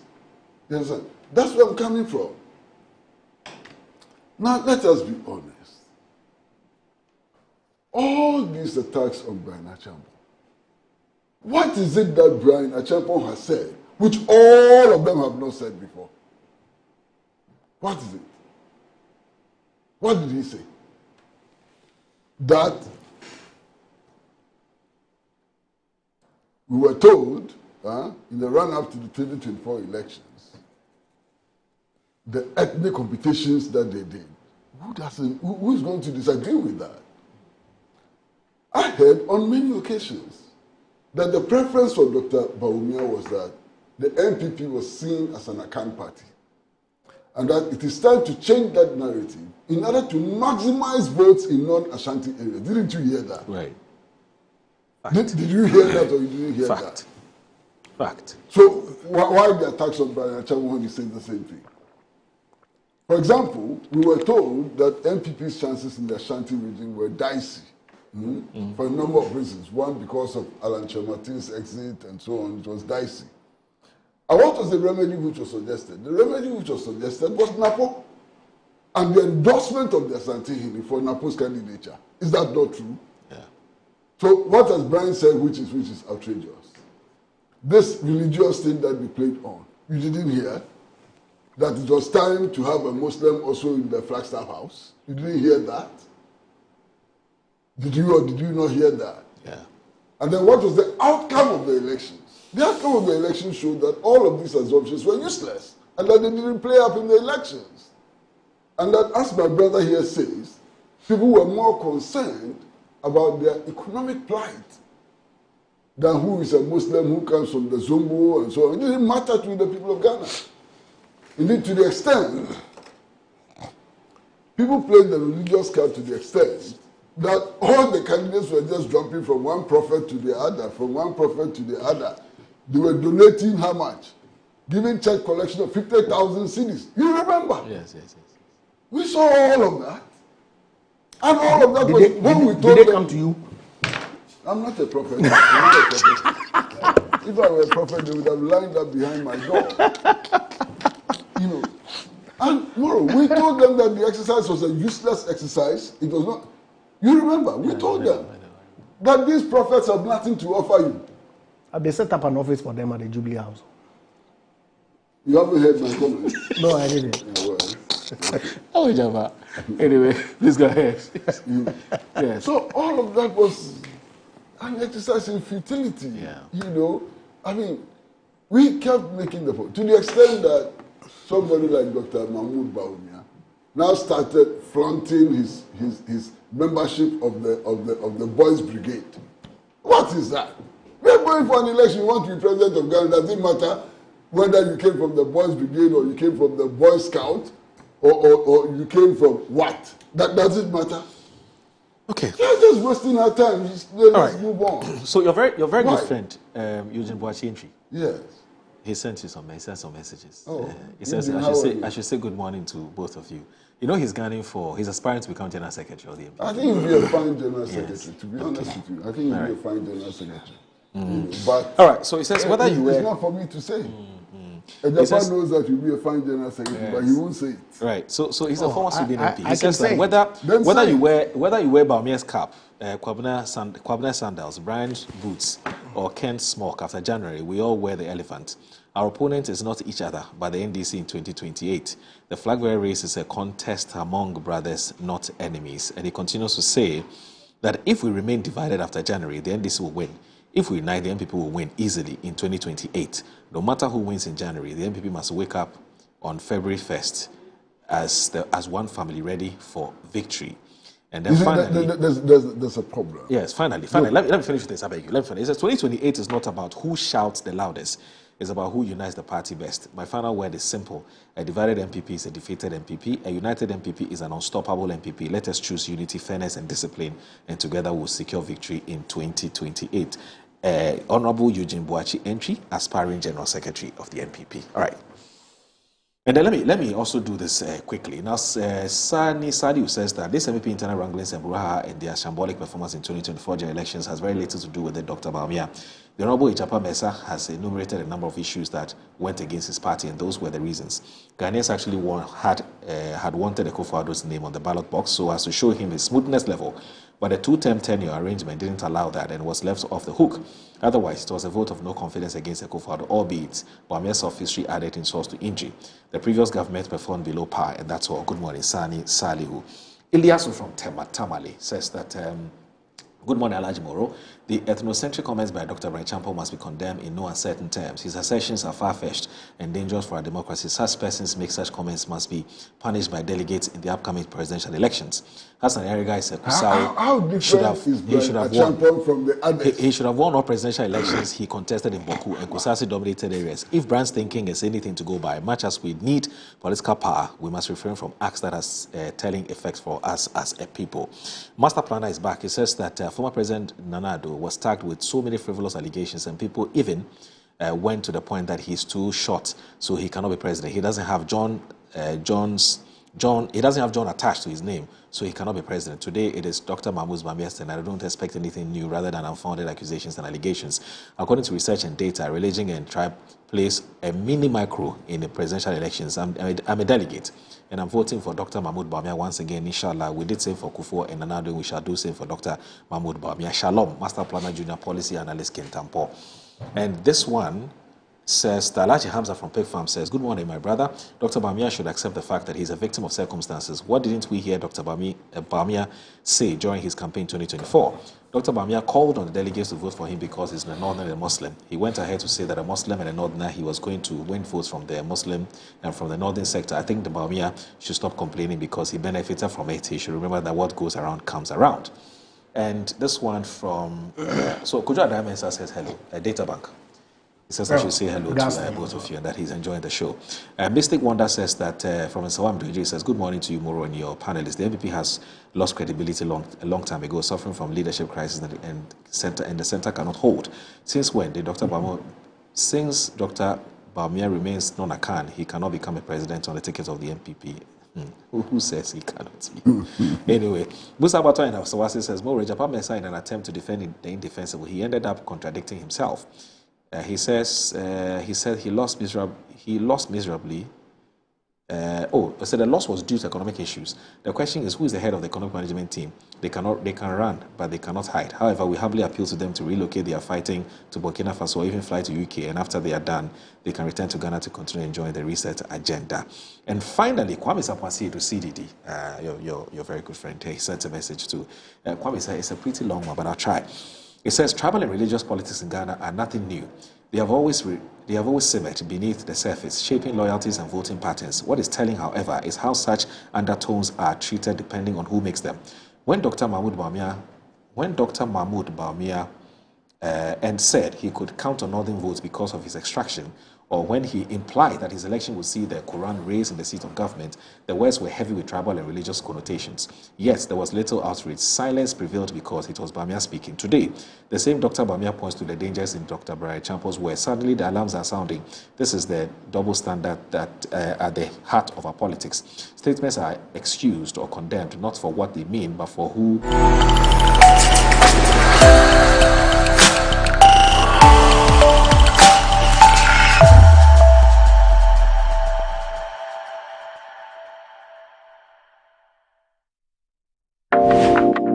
Are you a Ghanaian business ready to conquer new frontiers? From October 23rd to 25th, 2025, Ghana Fest Europe is your direct bridge to the lucrative Dutch and broader European markets.